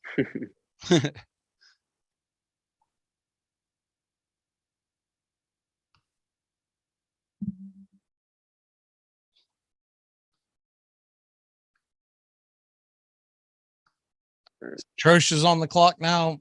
Where are you going this time, Trosh? I'm down to defense and kicker. Defense and with these two positions, kicker, I'm usually unless I get someone like Justin Tucker, I'm trying to kind of stream that position each week and just find the best value. Defense, I'm looking for a team that faces not so good offenses in the first couple weeks. So basically someone that can get off to a good start, and then you can just kind of play the matchup game from there. Dolphins have week 1 at home against the Patriots, and the Patriots have historically struggled there massively. So I don't know if the Dolphins will really be the team to dominate that game. I think they have a good shot of putting up a good defensive performance. Yeah, Now, there's the sensible defenses out there because people overreact and will drop a defense because they've had a bad week. Yep. Right. The sensible pick here would be to take Dawson Knox and get all those Bills players that I already have, but I'm gonna go with my favorite tight end available. I like David Njoku. I think he's kind of solid here. I'm gonna be a homer, and although the tough schedule, they made some good defensive additions. I'm gonna go with Bucks defense. I'm gonna go ahead and get my kicker. Then I'll worry about the defense on the other side because I'm pretty sure this guy's already drafted defense. He's auto picked since like the beginning of time. So I'll go and grab McPherson. All in on the Bengals on this team, and now the defense. I don't have the first part of the season in front of me, but I'll just grab. I know the Cowboys have a tough first game. I'm not going to do that. I'll just grab the Colts. Had a pretty good defense last year. I'll go with the Colts, and then obviously just stream. I'm going back up quarterback, and I'm going to go a little boom or bust here since it is a mock draft. I'm going to go a little do or die. I'm going Tua. It's now or never for the big guy, you know. Got some legs on him here and there. Got 3 or 4 rushing touchdowns last year, so we'll see what he could do. New left tackle, new wide receiver 1, new wide receiver 3, I believe. Yeah. All right. I just went and took Brandon McManus. I mean, that's a team that's going to be in the red zone often, and they're going to be pushing downfield. He should have plenty of opportunity to get some field goals, especially kicking in that mile-high air. Okay. All right. Go through each team. Who drafted first? Was it Trosh? Yeah. Oh, yeah. Yes. All right. Trosh, looking at your team. I wish I could put a bit better, bigger view on here, but that's not how they do it. Yeah, but I mean, I ended up with Trey Lance as my quarterback, Leonard Fournette, Saquon Barkley as my starting running backs. I've got Cooper Kupp, Michael Pittman as my receivers, Hunter Henry as my tight end, and then basically my flex and my bench, Cam Akers, Cortland Sutton, Brandon Cooks, Miles Sanders, Alan Lazard, Juju Smith-Schuster, Chase Edmonds, and Robert Woods. I love the running back stable there. I mean, Miles Sanders is a little bit of a reach, but as my fourth running back, he has some nice boom bust potential. And then from there, I just wanted to stack as many of my guys at receiver as I could. And I think at least, not even counting Cooper Kupp, 2 of Pittman, Juju, Lazard, and Sutton are going to really pop off and be at least a top 15 receiver this year. I guess we can't see your entire roster because it says she has 2 quarterbacks, but I don't see who's the second quarterback. I didn't draft another. That's your team. I think that might be your team. Yeah. Yeah, I didn't draft another quarterback. It says Team Trosh. Like the roster limits at the bottom is that's for your team in particular. Mm-hmm. Oh, okay. Yeah, it doesn't change teams for the roster limits. Okay. Well, I guess there's no reason to put that. I was trying to make a better view so everyone could see who everyone drafted. All right. Okay, so the next one is Bobby. All right. Starting at the top, I got quarterback 1, in my opinion, Josh Allen. Happy with that. And then I held off on running back for a couple rounds, but I'm happy with Swift and Aaron Jones as my running back duo. I got Jefferson and Diggs. I think that's very strong. The tight end, I got Darren Waller. And my flex, I got T. Higgins, Bills, and Butker as my defensive kicker. And then on my bench, I got Amon-Ra St. Brown, Ramondre Stevenson, Kareem Hunt, Dameon Pierce, Garrett Wilson, and then Aaron Rodgers and Njoku as my backup at their positions. I'm happy with the depth I got. I got a couple of rookies in there who I think have high ceilings. So overall, I think it's a pretty good team. And Tones. Yeah, so at the top, Lamar Jackson contract here. I honestly like him to have a big year. I think him and Bateman and Andrews are going to have some fun over there. I got McCaffrey and Kamara at running back, a couple of guys who, when they're on, probably some of the best receiving backs in the league, but obviously boom or bust with injuries over there. So we'll see. Debo and Evans, interesting wide receiver group, but they're both different dynamics. So I think that they'll spread pretty well in points over that. And then I got Kittle doubling up on 49ers. So really hoping that they could get creative and Trey Lance has an effective year. flex, I'd probably be subbing in and out week to week. But right now it's Montgomery who, when he's on the field, he will be running back one for Justin Fields and co. Bucks defense and Tucker, those are a pretty good tandem for kicker and defense. Then I got pretty good depth at receiver with Mooney, Renfro, and Kadarius Toney. Tony's kind of the boomer bust one. Then you look at my running backs, and I got Cordero Patterson, who had a mammoth year last year, with Tony Pollard, who's going to continue to eat away at Ezekiel Elliott. Then I got Mike Gesicki. I like that a lot to spell Kittle when needed. And then I like Tua's boomer bust potential this year. They finally gave him all the weapons and toys he needs. So just in case Lamar goes down, I have a scrambling backup quarterback. All right. Start off with Mixon and Chase and then just build from there. I got Mixon and Connor in my backfield, along with ETN and AJ Dillon. So I feel good at running back. Receivers, I feel really good. Chase, Tyreek Hill, Jalen Waddle, Godwin, even added Russell Gage at the end. Tight ends, got two of the better tight ends, Schultz and Goddard. And I don't typically draft Goddard unless I have Hurts. So I like pairing him up. My backup quarterback is Burrow, and no point in bringing up kickers and defense. But yeah, that's pretty much, what stuck out to me with this draft. Let's see if I can close this window just a little bit. Travis Kelce went 17th. I don't see him go that late in hardly any drafts. Nope. Boy, as soon as he did, though, Holter jumped right over there, and so they went bam, bam, back to back. I mean, to be fair, like this may be like my second or third mock draft. I've been doing mostly best balls, and yeah, I mean, Travis Kelce is a top 12 pick in best ball 9 out of 10 times. Michael Thomas going 25th overall. That's extremely high. Yeah, that's kind of surprising. Because he's like 22, wide receiver 22. He's the 25th overall pick. That's I'm not saying he can't live up to it, but man, I'm not drafting him that high. His injury history. See if there's anyone else that jumps off the board. Yeah. That went much higher or lower. The quarterbacks lasting longer is Steven, I'm the same. I've done more best balls than anything else. It's weird to see the quarterbacks last as long as they do. Because you get that best ball brain, and it's so much different than yearly. I need to do a lot more yearly mocks before we do our draft to get used to. Next thing you know, I'm just going to be drafting another best ball team on a yearly team. Why'd you draft Rashad Bateman in the 5th round? Because I got Lamar Jackson, so I'm trying to pair them together. All right, that comes to the end of the show. We will see y'all in 2 weeks. What is your walk-off today? We'll start with Tones.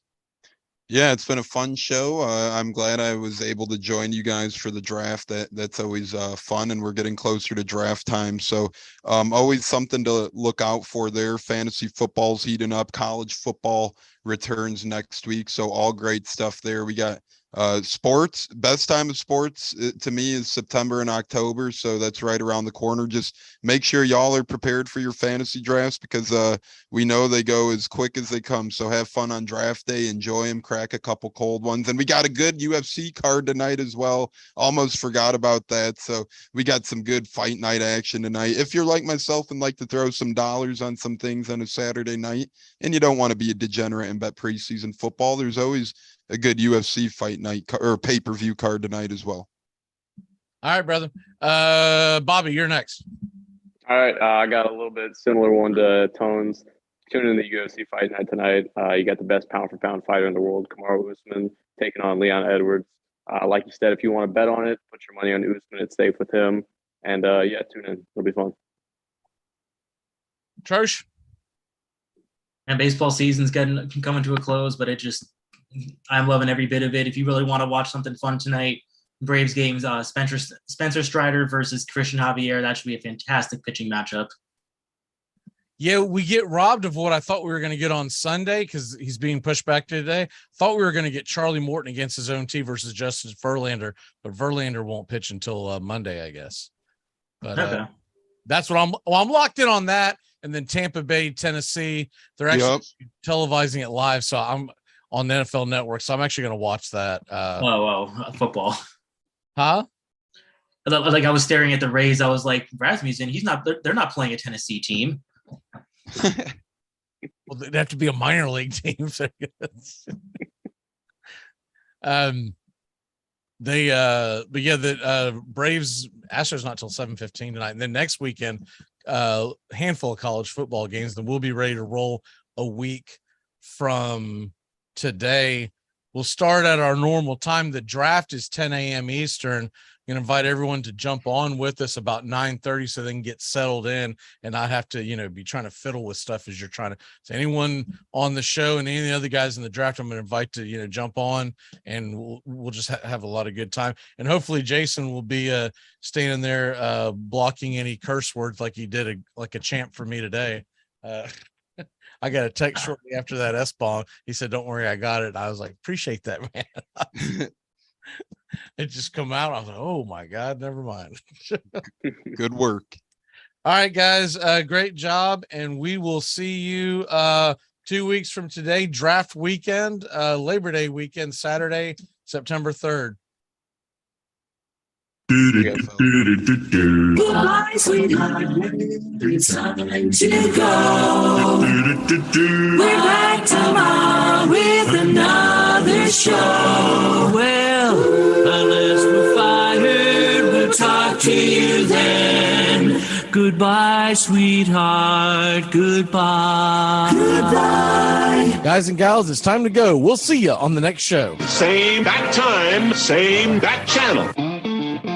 Thanks for listening to the Armchair Quarterbacks on these CBS Sports affiliates and catching the show on YouTube Live. The Armchair Quarterbacks bring you Braves Country Baseball every Tuesday and Friday night, play-by-play with Mac McGee. Find Armchair Quarterbacks on YouTube Live today. Please subscribe and share and take us everywhere you go. The Armchair Quarterbacks, your first choice for Southern sports talk, live from the First Coast. Gonna get another cigarette, please. Can I get